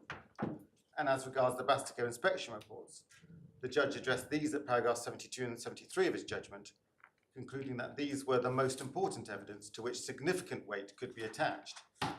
Notwithstanding the various criticisms of them made by insurers, the judge concluded that it is more likely than not that what the Bastico inspectors were shown corresponded to what they were told was the quantity, grade, and/or year of harvest of the grain in question. Now, on this appeal, insurers seek to suggest that the elevator documentation is worthless as evidence simply because more than one set of documents are likely to have been issued in relation to the same physical goods. And insurers also say that given that the Bastico inspectors' reliance on the elevator documentation, and given what insurers describe as the constraints on the visual inspection and measurement performed by them, meaning we think that the inspectors did not dig down below the surface of the grain, the Bastico inspection reports do not establish the physical presence of goods corresponding in quantity to the cargoes. And because the Bastico inspectors were unable to visually differentiate between grain of different grades of crops, it is said that the Bastico inspection reports do not establish the quality of the cargoes present in the elevators. And my lords, we say there is nothing in insurers' complaints. Quadra's position is set out in full in its skeleton argument, particularly at paragraphs 22 to 32, Core Bundle 5, pages 73 to 76. But can I make the following 5 points orally? Yeah. First, the objections which insurers raise on this appeal regarding the reliability of the elevator documents and the Bastico inspection reports were objections which the judge considered and dismissed at trial. He considered the insurer's submission that no reliance could be placed on documentation issued by fraudulent companies. We can see that at paragraph 71 of the judgment. And he considered insurer's submission that there was no means by which the Bastico inspectors could distinguish between wheat of different grades and between grain of different crop years. And we see that at paragraph 73 of the judgment. The judge expressly acknowledged insurer's submission that it was not possible for the inspector to ascertain the quality of the grain or to examine below the surface. So this is not, therefore, a case in which it can be said that the judge failed to have regard to or to understand the appellant's case, and insurers are wrong to suggest otherwise at paragraph 31 of their appeal skeleton argument. Secondly, the judge correctly recognised that the weight to be afforded to a document inevitably depends on the purpose for which reliance is placed upon it. It formed no part of Quadra's case at trial that the elevated documentation or the Bastico inspection reports evidence Quadra's ownership of the goods. Those documents were relied upon instead as evidencing the physical presence in the elevators of grain corresponding to the cargoes. That is an important distinction which the judge rightly recognised at paragraph 72 of his judgment, but is one which insurers continue to overlook. The question whether Quadra had or would take title to goods is separate from and irrelevant to the question whether there were goods physically present in the elevators. Yeah. Thirdly, there is no challenge to the judge's primary findings of fact regarding the Bastico inspector's ability to conclude by measurement that the total amount of grain present in the silo was larger than the amount said to be Quadra's. Nor is there any challenge to the judge's finding that the silos were unlikely to have had false bottoms. Having made those findings, then notwithstanding insurers' attempts to suggest otherwise, a conclusion that the Bastico inspection reports evidence the physical presence in the elevators of the relevant type of grain, corn, wheat or barley, corresponding in quantity to the cargoes, was and remains irresistible. And fourthly, we say that that finding alone provides a sufficient legal basis on which to conclude that Quadra had discharged its burden of proving the physical presence of goods capable of being lost for the purpose of a claim under the policy. As we say at paragraph 19 of our appeal skeleton argument, in order to establish the existence of goods capable of being physically lost, it is sufficient to show that goods of the relevant type, corn, wheat, or barley, were physically present in the elevators in the quantity specified in the warehouse receipts. That is because the subject matter of the insurance is to be determined by reference to the policy and the declarations made under it. And as the court has seen, the declarations were made by reference to type and quantities. If that is shown, then it does not matter if the grain failed to comply with the contractual specifications as to grade or crop. Any discrepancy would no doubt have conferred upon the buyer a right of action under the sales contract, but it does not preclude a finding that Quadra had discharged its burden of proving the physical presence of goods in the elevators capable of being insured and capable of being lost. And that takes me to the fifth point. Even if it were necessary to establish the physical presence of grain corresponding to the grade and crop of the cargoes, the judge rightly concluded that it was likely that the Bastico inspectors were shown grain of the correct grain and crop as described in the elevator documentation for the reasons he gave. And it's important in this regard to appreciate the nature of the fraud committed by the Agroinvestgroup, and that was common ground at trial. That essential nature of the Agroinvestgroup fraud was pleaded, I should say, at paragraph 7, subparagraph 8 in the bundles. I just give the reference, don't need to go to it. It's core bundle, tab 15, page 221. Insurers put Quadra to proof of the existence of goods having regard to certain facts and matters, including the Agroinvestgroup fraud, which at subparagraph E on page 222 was said by insurers to have been in effect a pyramid scheme in which multiple warehouse receipts were issued for a single consignment of goods. Subparagraph E on page 222, my lord.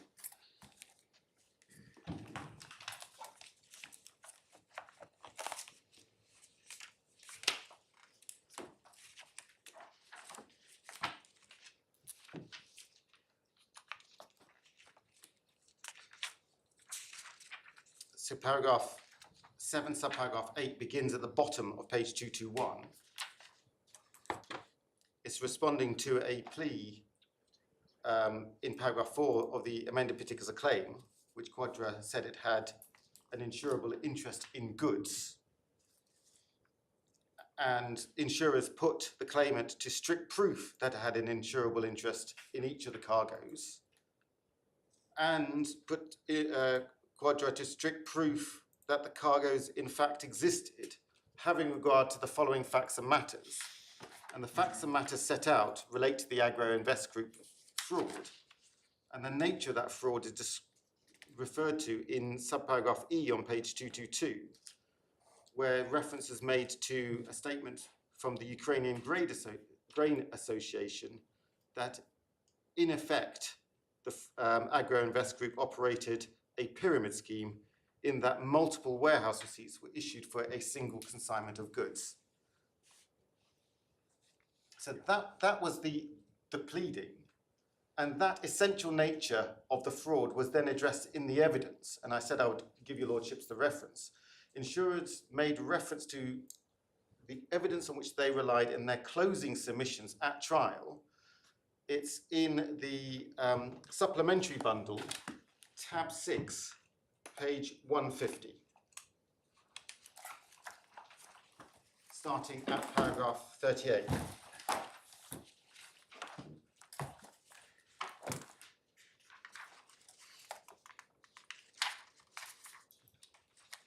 Supplementary bundle, tab 6, page 150, and between paragraph 38 and paragraph 42, there is a brief summary of the evidence that was adduced by the insurers.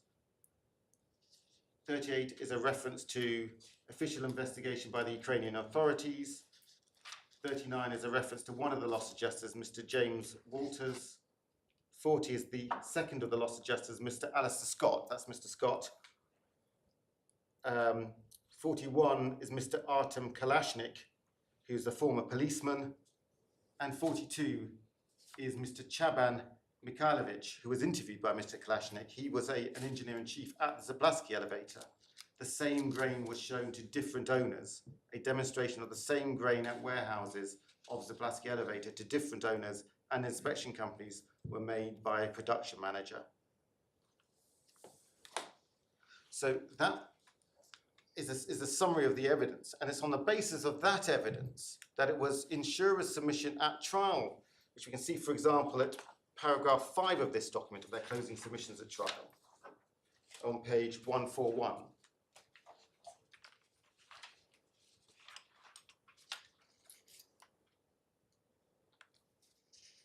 So sorry, could you give me that reference again? Yeah, I'm just checking if it's the right reference. Do forgive me.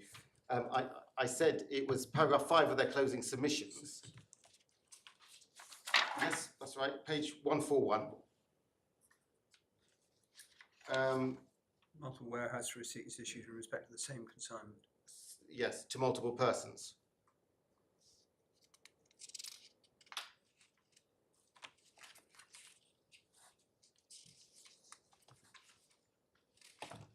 And indeed, similarly, it was in their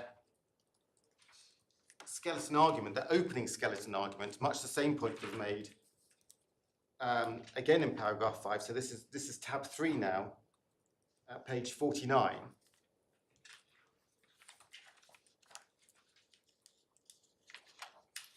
This is the insurer's skeleton argument for the trial. So before the trial, much the same point was made in paragraph 5. Yeah. But here they spell it out. So same goods, multiple warehouse receipts. Meaning that the warehouse receipt in confirming that it held goods on behalf of a named person was not accurate, in that the Agroinvestgroup companies who had had possession of the goods in their elevators and who may have purportedly agreed to sell the goods to a number of traders did not always have a title to the goods to sell.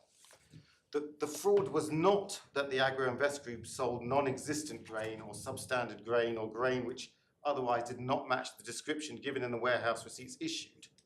The fraud, as pleaded and evidenced by insurers, was that more than one set of documents had been issued in respect of the same grain that was physically present in the elevators, and that was shown to different inspection companies. That essential nature of the fraud was accepted by Quadra and was common ground at trial. And the judge had regard to that essential nature of the fraud. We saw that in paragraphs 48 and 49 of his judgment. The judge made reference to Mr. Scott's evidence, and in paragraph 49 he summarised the nature of the fraud in simple terms. The elevators owned or operated by the Agroinvestgroup issued multiple warehouse receipts in respect of the same goods to different buyers. That's paragraph 49 in the core bundle, tab 8, page 121 or 122. And when it came to looking at the particular documents, the warehouse receipts and the inspection reports, and taking on board insurers' criticisms of them, it's the same point. The judge made the same point at paragraphs 71 and 73 of his judgment. Core bundle, tab 8, page 128. In answering insurers' criticisms, whilst the warehouse receipts issued to Quadra and the elevated documentation issued to the Bastico inspectors might not have been the only set of such documents issued by the elevators, there was no evidential basis for depriving the warehouse receipts or the Bastico inspection reports, to the extent they were based on the elevated documentation, of any weight at all as to their contents. On the contrary, as the judge observed, the likelihood is that the goods described in the warehouse receipts and shown to the Bastico inspectors was as described. It was, as the judge correctly found, based on the insurer's own evidence, integral to the fraud that there should have been physical grain present in the elevators which matched the amount and quality of grain purportedly sold to any one trader, which could be inspected and, if necessary, sampled by that one trader. There was no evidence to suggest that the fraud entailed the issuance of warehouse receipts in respect of grain that did not exist at all, or in respect of grain of some other quality. And it is in that last connection, in connection with the quality, that the evidence of the third category of documentation, the evidence of the physical deliveries, was relevant. So drawing the threads together, my lords, Quadra adduced 3 categories of documentary evidence in support of a prima facie case that goods corresponding in quantity and description to the cargoes were physically present in the elevators at the time the warehouse receipts were issued. The judge applied common sense, shrewdness and experience when considering the weight to be afforded to each of those categories of evidence. He carefully assessed the evidence having regard to the oral evidence of the Bastico witnesses and the evidence regarding the essential nature of the fraud as evidenced by insurers' witnesses. There is no challenge to the judge's analysis of the oral evidence, and the essential nature of the fraud was common ground at trial. And in finding that Quadra had discharged its burden of proof, the judge reached a conclusion holistically by putting together all of the evidence before him, and his conclusion was undoubtedly sound. Certainly it is not a conclusion which is unsupported by any evidence, or which no reasonable judge could have reached. Now, my lords, that's all I want to say in relation to ground 1 itself. We do have an additional ground for upholding the judge's decision in this regard. And we say that the judge, although he was right for the reasons he gave, he could have found that Quadra succeeded in discharging its burden of proof on an additional ground.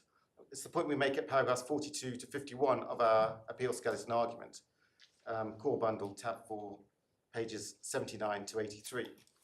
It's a point we make both in this context and also in the context of Quadra's immediate right to possession, to which I shall return in due course. And it's a point that we make by reference to Dunlop Holding Limited's application, which is in the authorities bundle at tab 10.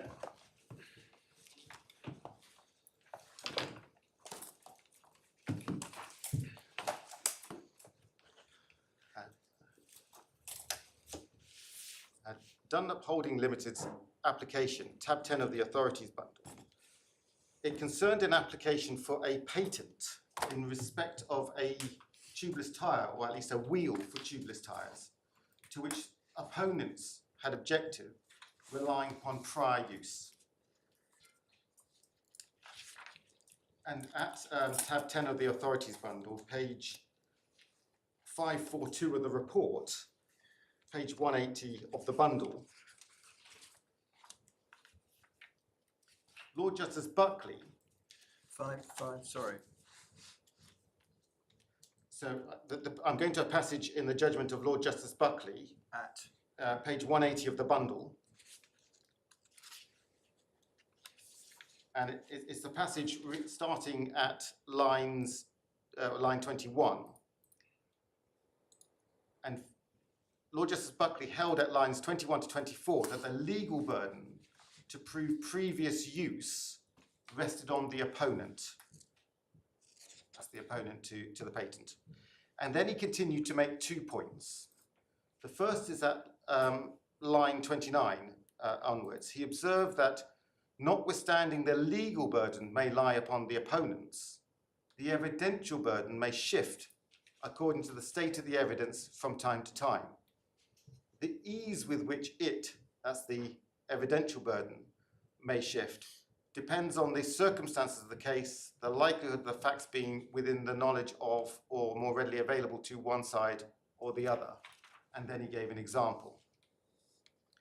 And then secondly, and the point that is more important in the present context, starting at line 40, he said that although in my view, the legal burden of proof of non-secret prior use rests on the opponents, if the secrecy of the prior use is not put in issue, either on the pleadings or in the written evidence placed before the court, it is not in my judgment incumbent upon the opponents to come armed with evidence directed to establish an aspect of the case which has not been put in issue.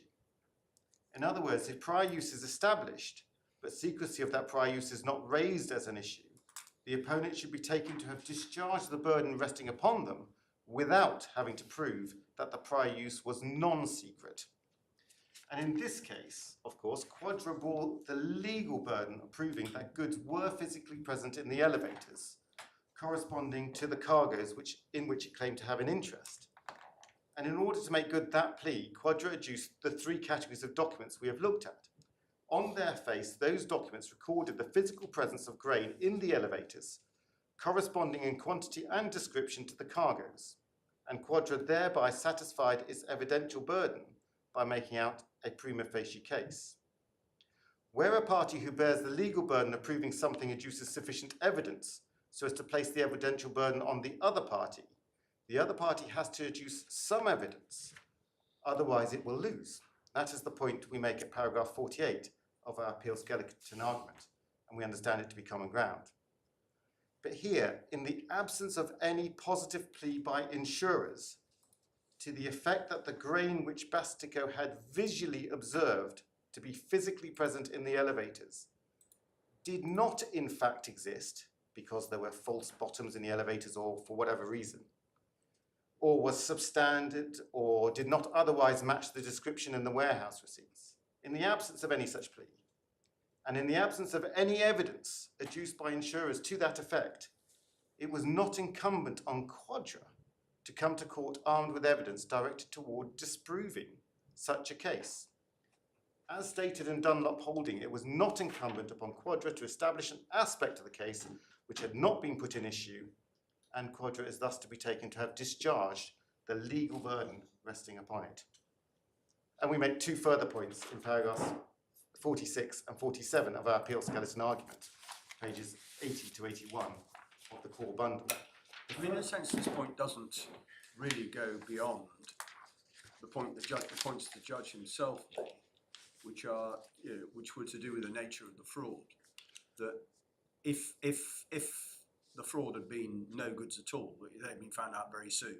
If the fraud had been trying to fob off substandard goods or last year's crop, that would have become apparent very soon as well. Yes, that may well be right. It's a sort of the other side of the same coin, I think. Put it that way. It is, and the judge certainly had in mind this distinction between legal burden of proof and evidential burden of proof, certainly when it came to the immediate right to possession. He had in mind that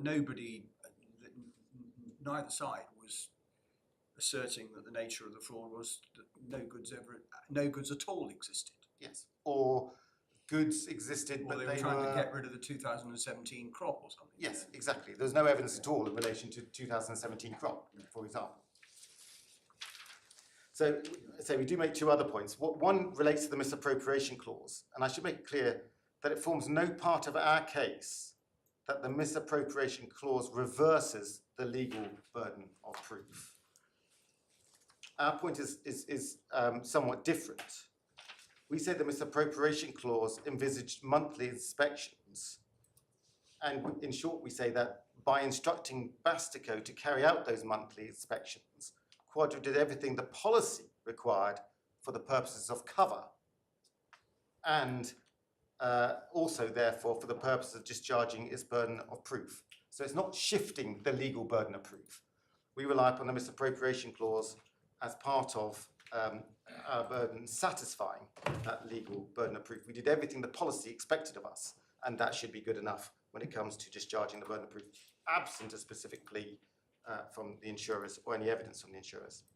And we also make reference to the point, the first point in Dunlop Holding, as to the availability of the evidence as to the nature of the fraud. Insurers had documents from Quadra and from many other traders. I can't remember exactly how many, I think 11 comes to mind, which they used to build up their capacity analysis.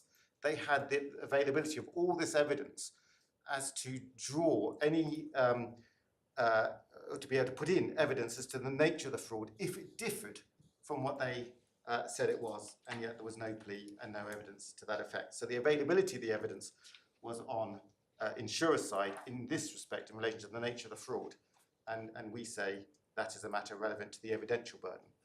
but all, as my Lord Justice Flo said, much of this is probably not material in this respect. But I will come back to Dunlop Holdings on immediate right to possession and the judge's decision there, because it is relevant there in the absence of any plea. So that's ground one. That's everything on ground one, and I can move on to ground two, if I may. Yeah. Just before you do, can I just pick up a point before I forget it, that came up in the middle of your submissions, which might become relevant in ground two. When you talk about the description, goods answering the description, you focused on the type, barley, corn, wheat, and the quantity. And you, I think, made the point about the contract declarations, which we found at 62. And you said, as I understand it, that any lesser criteria required of the grain would just sound as some sort of cause of action in failure to deliver goods of the contract specification. The specific question I have, which arose out of something that Mr. McDonald-Egger said yesterday, is on the declarations that were made, all that's said is wheat, corn, barley, and Mr. McDonald-Egger said, but look, the contract notes, the contract numbers are put alongside the description wheat, barley, corn.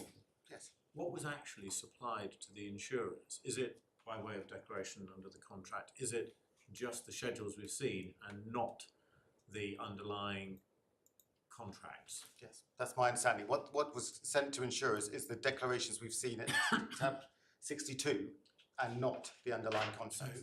So in fact, even if we go down to the level of what year it was, all the insurers actually were told, in fact never objected presumably to being told, is there are 5,000 tonnes of wheat stored at a particular elevator. They arrived on such and such a date, and they left on such and such a date. The insurers didn't go down to the minutiae of what year crop it was, what humidity storage it would have been at, what volume of pests it has in, or anything like that. It's just that, as far as you're aware. Yes, that is entirely correct, as far as I'm aware. And the reason is part of this is part of a larger point. What the insurers are interested in is insurable interest in relation to cargoes for the purpose of the insurance, for the purpose of claims. And what they need to know is, what are we insuring? And it's sufficient for those purposes, for the purpose of the insurance contract, to know it's corn in Zablaski of this amount.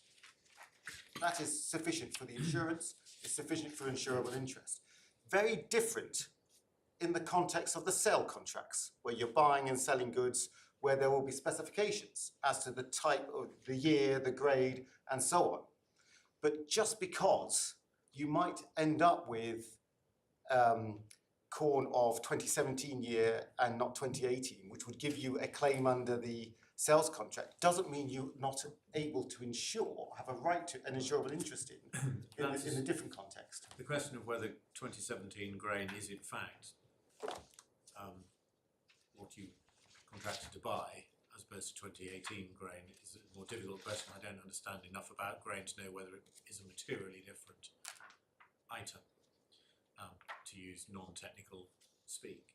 I can understand why, for example, some of them have more detailed characteristics in terms of, I think it's proportion of impurities, Yes. etc., might be a different point. But in any event, the granularity that insurers needed for the purposes of insuring, you say, is simply what's in the schedule, and the contract notes that would have had the more specific requirements of the contract weren't supplied or required. Yes, that's correct. That's And as I say, I do still maintain that the broader position, and that is because. okay, but it see, the reason I tried to put it in at this point is because if we're about to start talking about goods in bulk, Yes. it's useful to know what the parameters are for the purposes of other parties involved in terms of, you know, what is the description of the product. So, I mean, and that is a point that I'm going to come to. And actually what's interesting is I was just looking for the declaration clause, which is in the policy at page 320. Quite apart from the fact that the declarations are at the end of the month. So, I mean, if you look, for example, page 329, you can see any number of cargoes of consignments coming into storage during the course of December, but not actually declared to insurers until the bordereau at the end of December.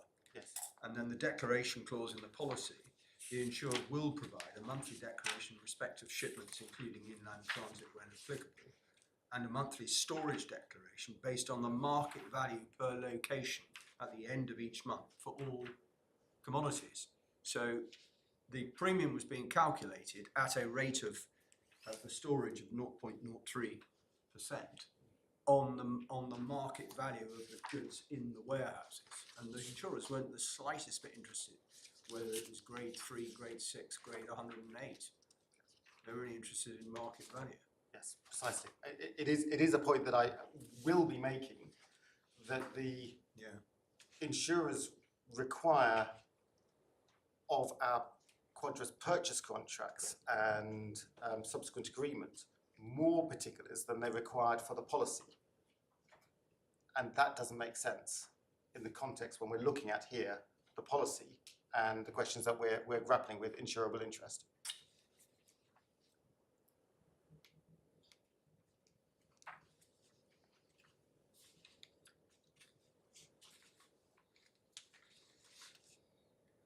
So, ground 2 is appeal from the judge's finding that Quadra had an insurable interest in the goods that were found to be physically present in the elevators. And the court will recall that the judge found that Quadra had an insurable interest on 2 separate bases because it had paid the purchase price or part paid the purchase price of the goods.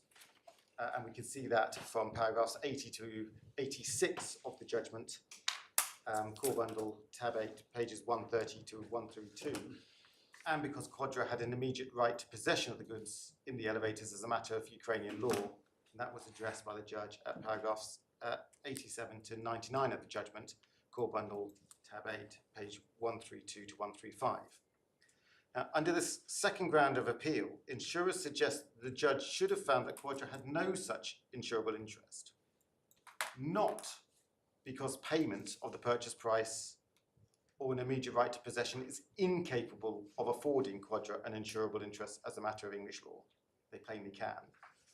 But because the goods for which Quadra had paid and to which it had an immediate right of possession form part of a bulk which it is said was not sufficiently identified. We find that a difficult argument to understand in circumstances where the very premise of the issue that was being addressed by the judge was whether Quadra had an insurable interest in the goods which the judge had found were physically present in the elevators. And we can see that from the judgment at paragraph 79, core bundle 8, page 130.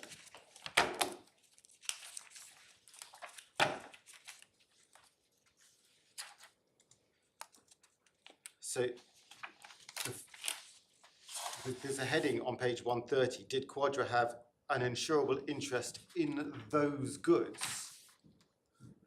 And in paragraph 79 itself, given that I have held that there were goods in the elevators corresponding to the warehouse receipts at the time of issue of the receipts, the next question which arises is as to whether Quadra had an insurable interest in those goods. So the very premise of the question the judge is asking is, having identified that there were goods in the elevators, in other words, sufficiently identified goods, did Quadra have an insurable interest in them? And he concluded that they did. The only way insurers can advance the argument, we say, is by suggesting that Quadra did not have an insurable interest in the goods that were found to be physically present in the elevators, because the bulks of which those goods form part, although they'd been inspected by Bastico and so on, had not been sufficiently identified in a manner that would confer a proprietary title upon Quadra under Section 20A of the Sale of Goods Act. But it is difficult to see why the requirements of an English statute governing the sale of goods should dictate whether an insurable interest under the insurance policy should arise, let alone an insurable interest deriving from, for example, a Ukrainian law right of possession. I mean, what Mr. McDonald said yesterday as well, there should be complete consistency between the test that's required for property, the test required for possession, the test required for insurable interest. And that's his case. I think it is, and I think he said that the logic of the reason you need a test for property should apply to insurable interest as well. But we don't follow that. There is no reason why the logic of Goldcorp, for example, directed at property interests, title, should be applied The to... logic means that somebody who's paid for goods, which are in a warehouse, but they don't have proprietary right because Section 28 doesn't apply, and they don't have an immediate right of possession because for whatever reason they haven't been given one, who's paid for them, and then the seller becomes insolvent and the goods fall into the general estate of the seller, and the receiver sells them for the benefit of the creditors generally. The original buyer who's paid for them gets his 1 pence in the pound, but he can't insure because he doesn't have an insurable interest. That's the logic of the point. And we say it's wrong. It doesn't seem to have been a point that occurred to anybody who was consulted by the Law Commission 30 years ago.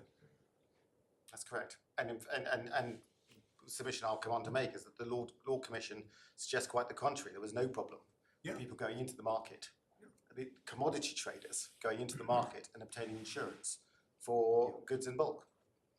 And in that regard, it was the law of property that was behind the law relating to insurable interest. It was the law of property that needed curing, not the law relating to insurable interest. The law relating to insurable interest was wider already. I think most commodity traders, in my example, would be surprised at the contention that what in effect they had entered into for 20 years or 30 years or whatever it was a wagering contract. Yes, I think they would say the law of insurable interest is not limited to ruling out wagering contracts. It's got a life of its own in a sense. But certainly the origin was to stop wagering and to limit insurance to those who have a genuine interest in the adventure concerned or in the property concerned. But my lord is absolutely right. Well, it sort of started with people betting on ships that they had absolutely no interest in whatsoever. Exactly. Might or might not arise. And you can see how in sort of 18th century commercial terms, that was not a particularly good idea. Yes, I mean, idle hands, but I don't think we have that problem when it comes to insurance, which the case is saying is no longer run in coffee shops. It's a professional business, and I think my lord is right that commodity traders across the board would be surprised that this point is being taken. Yeah. What we say is, if it were to be held that an insured could not have an insurable interest in unascertained goods unless the requirements of or equivalent to Section 20A had been satisfied, that would constitute a significant restriction on the circumstances in which an insurable interest could be held to exist. And that would run counter to the direction in which the law on insurable interests has been travelling.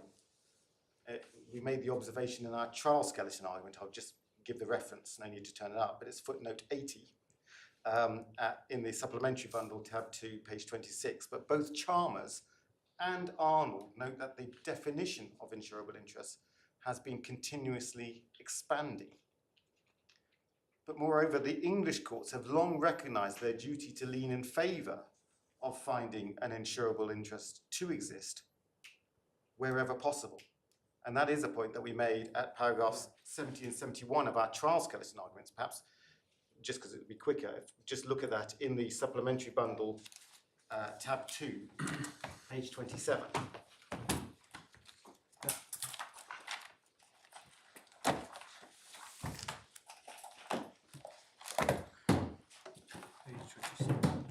supplementary bundle, tab 2, page 27, paragraphs 70 and 71. Yeah. We refer at paragraph 70 that the proper approach of the court when faced with the defence of no insurable interest was set out by the Master of Rolls in Inglis and Stock.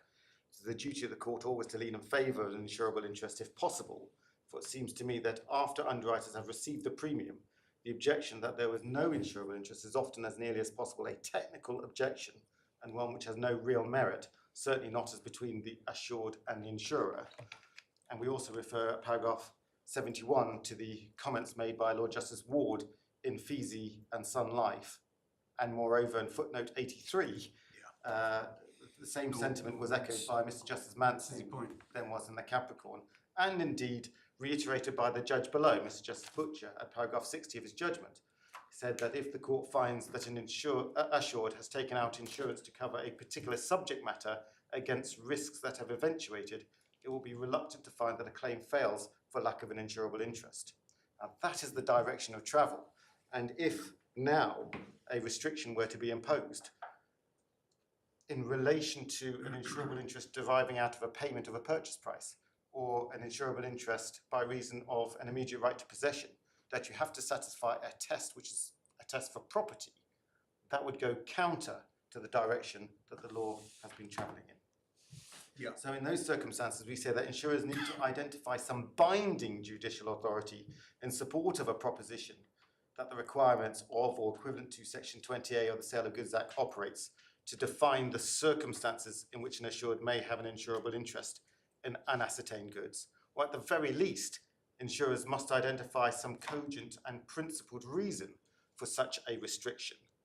But we say in truth, insurers can do neither. And so, starting with the law on insurable interest, and again for speed, I can address this by reference to trial skeleton argument, beginning at paragraph 58 in the supplementary bundle, tab 2, page 22. Yes. And as we noted at paragraph 59 over the next page, page 23 of the bundle, insurable interest is defined in section 5.1 of the Marine Insurance Act 1906. Every person has an insurable interest who is interested in a marine adventure.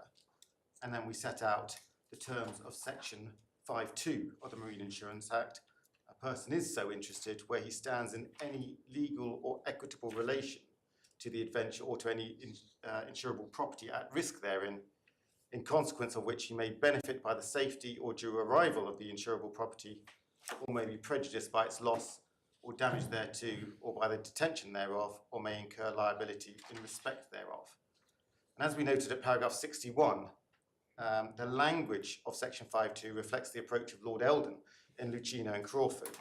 Lord Eldon defined an insurable interest in property as a right in the property, or a right derivable out of some contract about the property, which in either case may be lost upon some contingency affecting the possession or enjoyment of the property.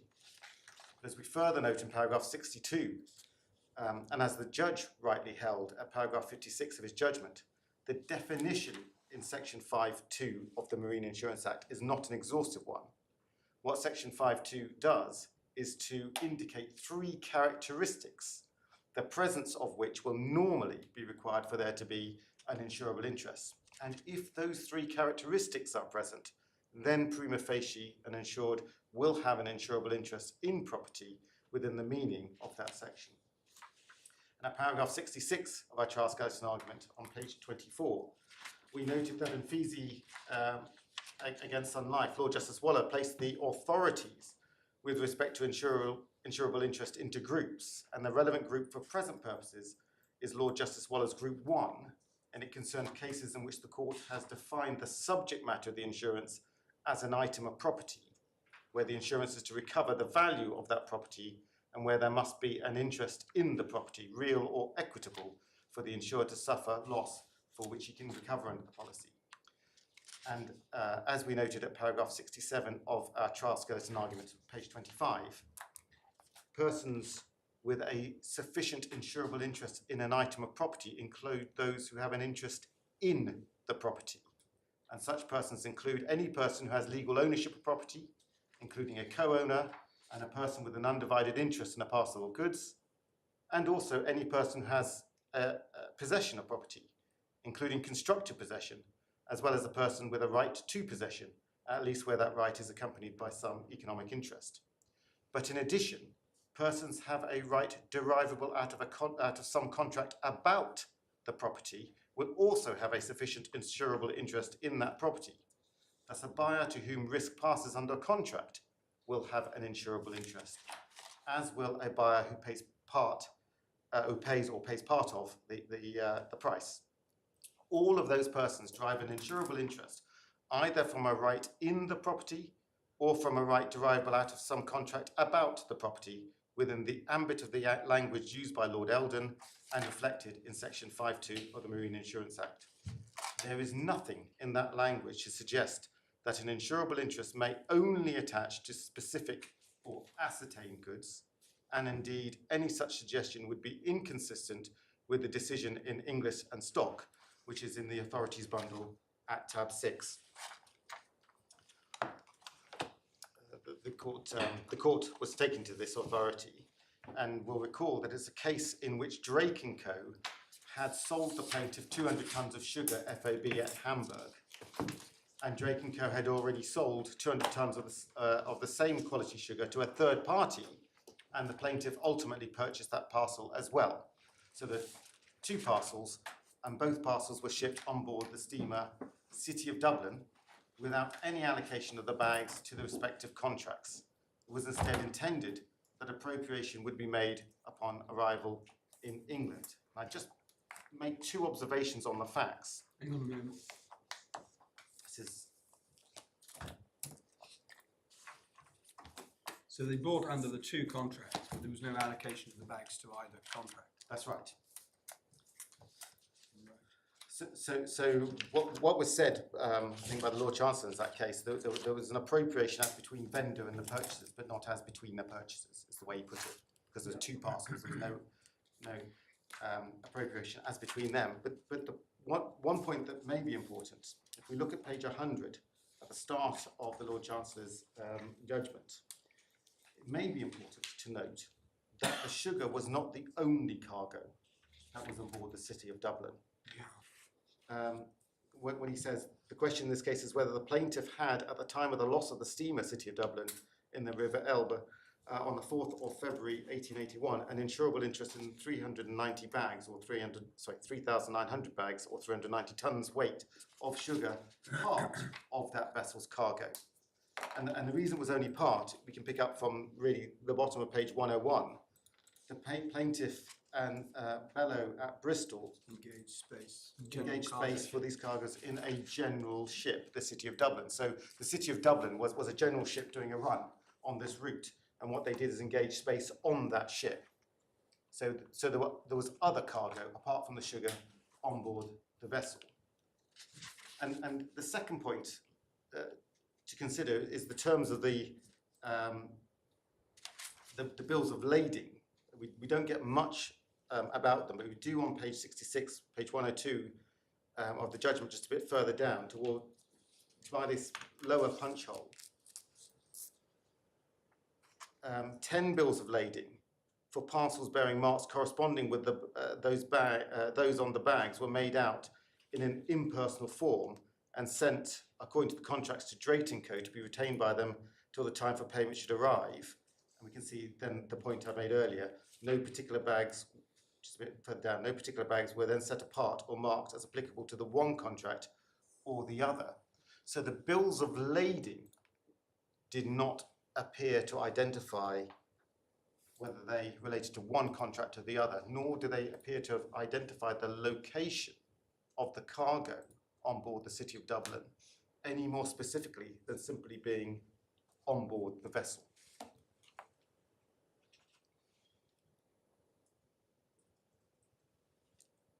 So they didn't identify where the cargo was. Yes, not in this hold or... Well, that would be quite rare. I mean, Mr. McDonald-Eggers did suggest yesterday that might be the case. The bills of lading would just say cargoes in holds 1, 2 and 3, but certainly in my now fairly long time ago, but still quite extensive experience of bills of lading, I can't remember that really. No, I think No, Mr. McDonald-Zegger's point may have been that they don't necessarily identify the hold, but that they are split into quantities, which are referable to individual holds. But I have to say that doesn't accord with my experience as to how bills are generally, for bulk cargoes, it's generally issued, and certainly not universally so. no. If you have you get a bill lading for 5,000 metric tons of grain on board the vessel, you pay against that. Wherever it happens to be on the vessel. Certainly what it doesn't do is identify where on the vessel it is necessarily, or that it's not, what it's not covering. The remainder of the cargo on board the vessel, these 5,000 tons, not everything else. You simply don't go into that detail. And certainly when we look at English and stock, doesn't appear to be any more detail other than the 10 bills of lading relating to sugar, not any particular one parcel or the other, without identifying where on the vessel the sugar was being stored. And yet the House of Lords, in that case, wasn't detained. And what we say is that the plaintiffs on the facts declared both parcels under a floating policy. Sugar was totally lost on the voyage and the plaintiff claimed on the policy. Insurers contended that the plaintiff had no insurable interest. And the House of Lords, affirming the Court of Appeal's decision, did so on the ground that the goods, when shipped, were at the buyer's risk. But in answer to the argument that there was no insurable interest because there had been no allocation of bags as between the two contracts, Lord Blackburn said at page 274 of the report, page 110 of the bundle, that he could see no reason why an undivided interest. So And page page 110 of the bundle, towards the bottom of the page, very bottom of the page. I'm quite unable to perceive why an undivided interest in a parcel of goods on board a ship may not be described as an interest in goods just as much as if it were an interest in every portion of the goods. Now that's as far as it goes. But what insurers suggest is that English and stock is of limited assistance on the question of sufficient identification, because the bulk in that case was sufficiently identified for the purposes of Section 28 of the Sale of Goods Act. And that's a point that I'll come back to. But the point to note for now is that English and stock was, of course, was decided long before Section 28 or anything like it was enacted, at a time when a purchaser could have no proprietary interest in unascertained goods forming part of a bulk, irrespective of whether the bulk was identified. And yet the fact that the goods were unascertained did not detain the House of Lords on the question of insurable interest. And the same is true of the decision of the Supreme Judicial Court of Maine in Cumberland Bone against Andy's Insurance, which again the court was taken to. It's in the authorities bundle at tab 5. And the court will record that Cumberland Bone was a case in which the plaintiffs had purchased a quantity of fish scrap from Maddox. And we can see in the middle of page 96 in the bundle that the plaintiffs did not want the fish scrap until the following season, so it continued to be stored by Maddox at its premises known as Atlantic Oil Company's Works in Booth Bay, Maine, not separated from that belonging to Maddox. So there'd be no segregation. And in the claim under the policy to recover the loss of the fish scrap as a result of a fire, insurers contended that the plaintiffs had no insurable interest. And as in English and stock, property in the goods had not passed, but unlike English and stock, the risk in the goods also had not passed. And thus, at page 97 of the bundle, the court recorded that the insurers argued that the plaintiffs had no insurable interest, as property in no specific part of the scrap had ever passed the plaintiffs, and it was not at the plaintiff's risk. That was the context in which the decision was made. And the court, and it was Justice Barrows, at page 97, rejected the submission. And it's really the passage beginning, if it were essential to the existence of an insurable interest that the insured should have legal title to the property upon which the insurance is effective, the case would present a different and perhaps more difficult question, but such is not the law. an equitable interest suffices, and then there's a reference to Chancellor Kent laying down the law. Thus, the interest need not be a property in the subject. It does not necessarily imply a right to or property in the subject insured. It may consist in having some relation to or concern in the subject matter of the insurance, which relation or concern may be so affected by the peril as to produce damage. The result is that a person so circumstanced that he is so interested in the safety of a thing, derives a benefit from its existence, and suffers prejudice from its destruction, has an interest in that thing, which is the lawful subject of insurance. And that language, of course, is familiar in the sense it now is broadly reflected in section 5.2 rather, of the Marine Insurance Act. And then over the page at page 98, it's a passage that my learned friend took the court to, the reference where Justice Barrows referred to Arnold and his treatise on insurance, premising that it is very difficult to give any definition of an insurable interest, states as the fair result of the case is that in order to have an insurable interest, it is not necessary to have an absolute vested ownership or property in that which is insured. It is sufficient to have a right in the thing insured, or a right derivable out of some contract about the thing insured, of such a nature that the party insuring may have benefit from its preservation and prejudice from its destruction. And then in circumstances where, amongst other things, Maddox had recognised that the plaintiffs had acquired an interest in the fish scrap by their advances, by paying for it, the court concluded, we think that the plaintiffs under the facts here developed such an interest in the subject matter of the insurances. As the judge below, Mr. Justice Butcher, correctly stated at paragraph 34 of his judgment, Cumberland Bone is a case which cites a passage from Arnold, which is itself founded on the judgment of Lord Eldon in Lucino and Crawford, and in a number of other English cases. It's a case which is cited by McGillivray on insurance law, as it has been cited since the first edition of that work without any adverse judicial comment.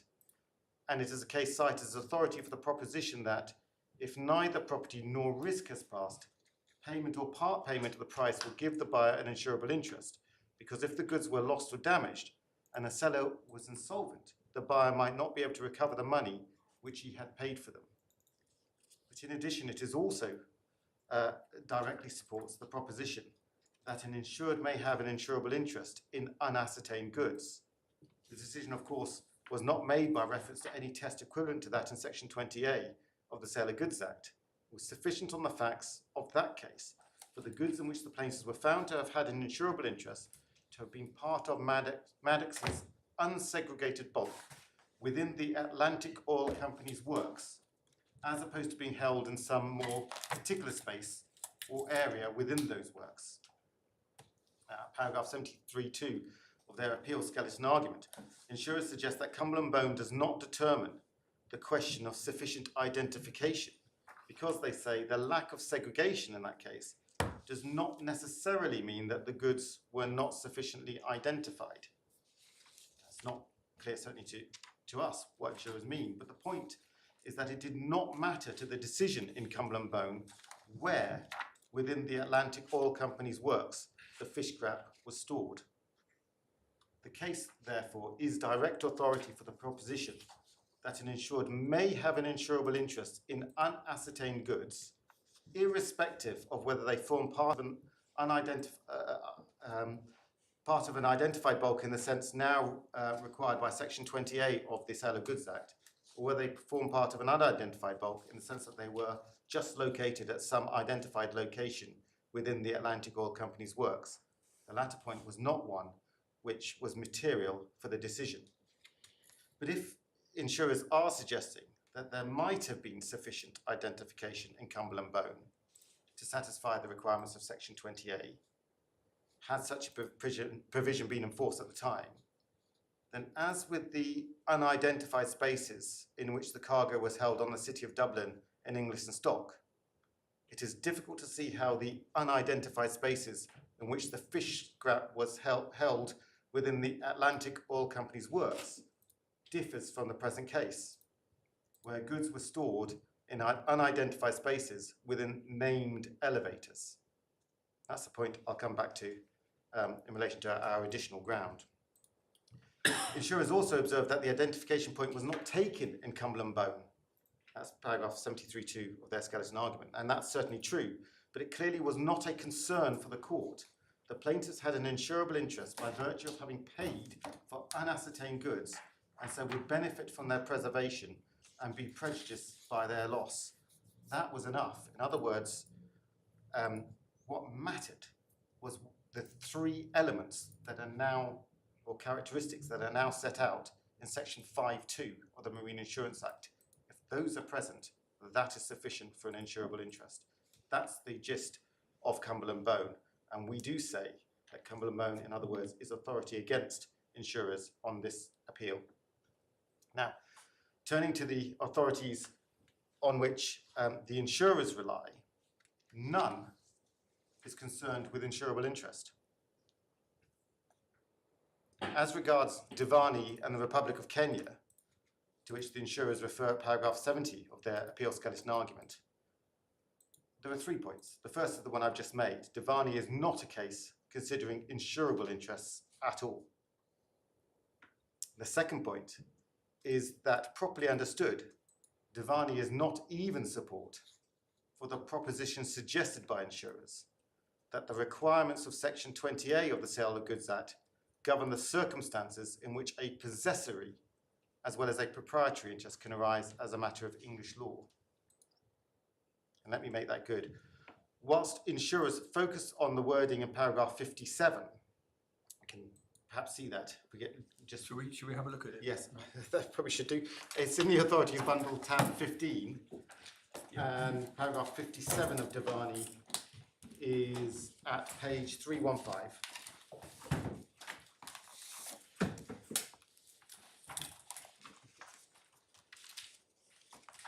And what is said in Divani at paragraph 57, page 315, is that an argument advanced by Mr. Jones was misconceived. It is based on the faulty premise that there cannot be a proprietary or possessory interest in goods which form part of an undivided bulk. As discussed above, in English law that is not correct, where the requirements of section 20A, assume 1, of the Sale of Goods Act 1979 are satisfied. Now, although that paragraph refers indistinctly to a proprietary or possessory interest, that wording is to be understood in light of what the court had discussed previously, as discussed above, and that appears at paragraph 23 of the judgment, which is back on page 301 of the bundle. And looking at the passage at paragraph 23, at page 301 of the bundle, it is obvious that the court correctly limited the requirements of section 28 to the passing of property in an undivided bulk to property.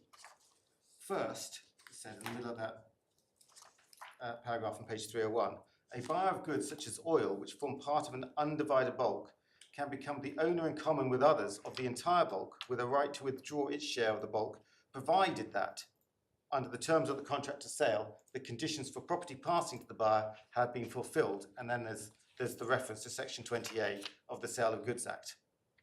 The question of possessory interest arose only at a subsequent stage, when the buyer of the undivided oil wants to use his proprietary interest in the undivided bulk as security for the performance of an obligation owed, for example, to a third-party financier.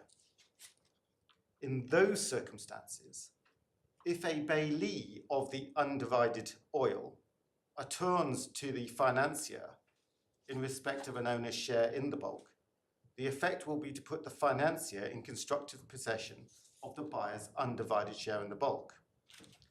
And it's that analysis in paragraph 23 that properly explains the comments made at paragraph 57 of the judgment on which insurers rely. And we say there's therefore nothing in the point made by insurers. This case does not say the requirements of section 20A are applicable to a possessory interest. But even if there had been, that had been the case, the comments made by the court interpreted in that way were not made on the basis of any authority. Indeed, if they're interpreted in the manner which insurers suggest, they find no support in the terms of section 20A(1) of the Sale of Goods Act itself, that provision addresses the transfer of a proprietary interest alone. So that's the second point. It's not on insurable interest. It doesn't actually make the point for which insurers cite it. And the third point on Devani is even if insurers' reading of Devani had been correct with respect to the position as a matter of English law, Quadra's right to possession in this case derives from Ukrainian law and not English law. And so even if Quadra had no immediate right to possession sufficient to found an English law action for conversion, for example, it does not follow that Quadra has no immediate right to possession as a matter of Ukrainian law sufficient to found an insurable interest under the policy. Further, in any event, Quadra also derived an insurable interest by paying for the goods in question. So in all, therefore, we say that Devani does not assist the insurers. And as regards insurers' reliance on the rule enshrined in Section 16 of the Sale of Goods Act, which prevents property from passing in generic goods, that does not assist either. The points made by insurers at paragraphs 64 and 72 of their skeleton argument,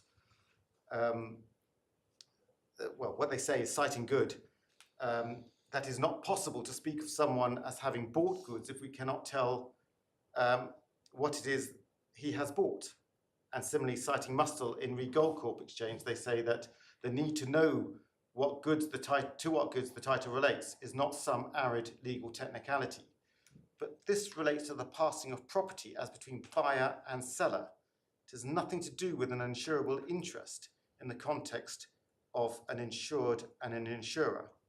And put simply, the passing of property is not necessary for an insurable interest. That's common ground. And it's well established. And we say that contrary to the submission made by the insurers, there is no reason why the logic of Goldcorp applicable in one context should be applied to a different context, the insurable interest context, where you can have an insurable interest on goods other than by virtue of a proprietary interest. And so to summarize, therefore, we say that insurers are unable to identify any authority for their proposition that the requirements of Section 20A of the Sale of Goods Act, or something equivalent, operate to define the circumstances in which an insured may have an insurable interest in unascertained goods. Indeed, the authorities, as well as the direction of travel, are in the opposite direction. So, my lords, that's the law, and we say it doesn't assist the insurers. And I'm going to come on now to principle. I notice it's 10:02. I'm happy to start and carry on. I think it probably makes sense to use the time. Carry on. Yeah. So we say insurers are also unable to identify any cogent or principled reason for their suggested restriction on the circumstances in which an insured may have an insurable interest in unascertained goods. Indeed, quite the contrary. And we make 5 points. First, as I have said, it is well established that an insured can have an insurable interest in goods without possessing any proprietary interest. And as Lord Blackburn recognised in Inglis and Stock, an undivided interest in a parcel of goods may be described as an interest in goods, irrespective of whether the goods are ascertained. Secondly, as the judge below and the Supreme Judicial Court of Maine in Cumberland Bone both recognised, the 3 usual characteristics of an insurable interest in property may be present, irrespective of whether the property comprises unascertained goods forming part of an unidentified bulk. In a case where, as here, the insured has paid for the goods or has an immediate right to possession of those goods, the insured may still benefit from their safety or be prejudiced by their loss. The insured still stands in a legal or equitable relation to the goods, and the benefit or prejudice which the insured may suffer still arises in consequence of that legal or equitable relation. Thirdly, and putting the niceties of Section 20A of the Sale of Goods Act to one side, very difficult to understand how it can be said that the bulk of which these goods formed, in this case, was insufficiently certain or speculative. the point I made earlier, the premise of ground 2 is that goods corresponding in quantity and description to the cargoes were physically present in the elevators. And the premise is also that Quadra had paid for those goods and had an immediate right to their possession under Ukrainian law. It is in those circumstances very difficult to see how it can be said that there were no sufficiently identified goods to which an insurable interest could attach. Bastico had inspected them. And it's even more difficult to see why the requirements of an English statute governing the sale of goods should dictate when an insurable interest deriving from a Ukrainian law right to possession arises. And that takes me to the fourth point, which concerns the Sale of Goods Act itself.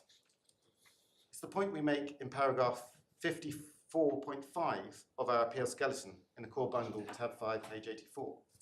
Just before you do, Yes. because I'm afraid my shorthand isn't anywhere near fast enough to sorry. keep up with you, which is why I'm grateful for the transcript.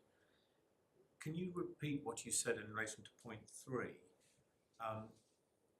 I got down that there were goods in the elevators that fitted, and what? You said the contract description, did you? Well, I said the cargoes. So the premise of ground 2 is that goods corresponding in quantity and description to the cargoes were physically present in the I elevators. just want to be clear whether you're saying what's important is that fitted the description as disclosed to insurers, or is it as fitted the description in relation to the underlying contract? I assume it's the former, not the latter. It is in the context of the insurance, not the sale of goods. Is It consistent with your line, but well, you say that you're just dealing with apples and pears. Yes, absolutely. So it is in this context, when we're looking at insurable interest, we're looking at the relationship between insured and insurer. We're looking at the policy and we're looking at the declarations of the policy. And the judge found that goods fitting the description as declared to insurers were in the elevators. But he actually went on. He went and found further. the goods fitting the description of the original contract. He did. were So present. So it doesn't really matter, does it? well, it matters as a matter of principle as to how far we need to go. Yeah, And for insurable interest, we only need to go so far as the subject matter of the insurance as declared to the insurers. I mean, you may be coming on to this, but I mean, the point that has been made many times is that for insolvency purposes, it may very well be that nobody can lay claim to particular goods, and therefore they're available to be sold for the general body of creditors. But the way in which a creditor who's faced with getting, as my lord said a little while ago, only a very small distribution on their claim, is to insure against the insolvency of their counterparty, or in this case, the warehouse. Yes, and that's precisely what the Law Commission was saying, that because you may not be able to recover the goods themselves, it's prudent to obtain insurance. And I think your point is that it's the wrong thing to do to tie those two separate exercises together by focusing on the wrong contract It is. and the passing of property under the sale contract as such. You should be looking at the question of what is an insurable interest for the purposes of the contract of insurance, which is a very different thing. It is. It's a very different thing, and it's importantly a very different thing, because otherwise you don't have the protection of the insurance. Well, you would fall between, I think, again, you maybe come on to this, but I think your point is otherwise there's a risk you fall between two stools. Yes. In a sense that you Don't have any rights under the Sale of Goods Act, you don't have any rights under insurance. Even though the very purpose of having the insurance is to protect yourself in circumstances where you may not have rights under the Sale of Goods Act, for example. although it may be said that you can insure against the financial loss, you shouldn't take out property insurance. Well, that would have to be something that's explained to traders over a number of decades, who have taken out precisely this type of insurance to cover this type of loss. Sorry, I just intervened because I just wasn't keeping up, but that seemed to me. No, Well, there are any number of reasons why you would have this form of insurance in relation to storage risks,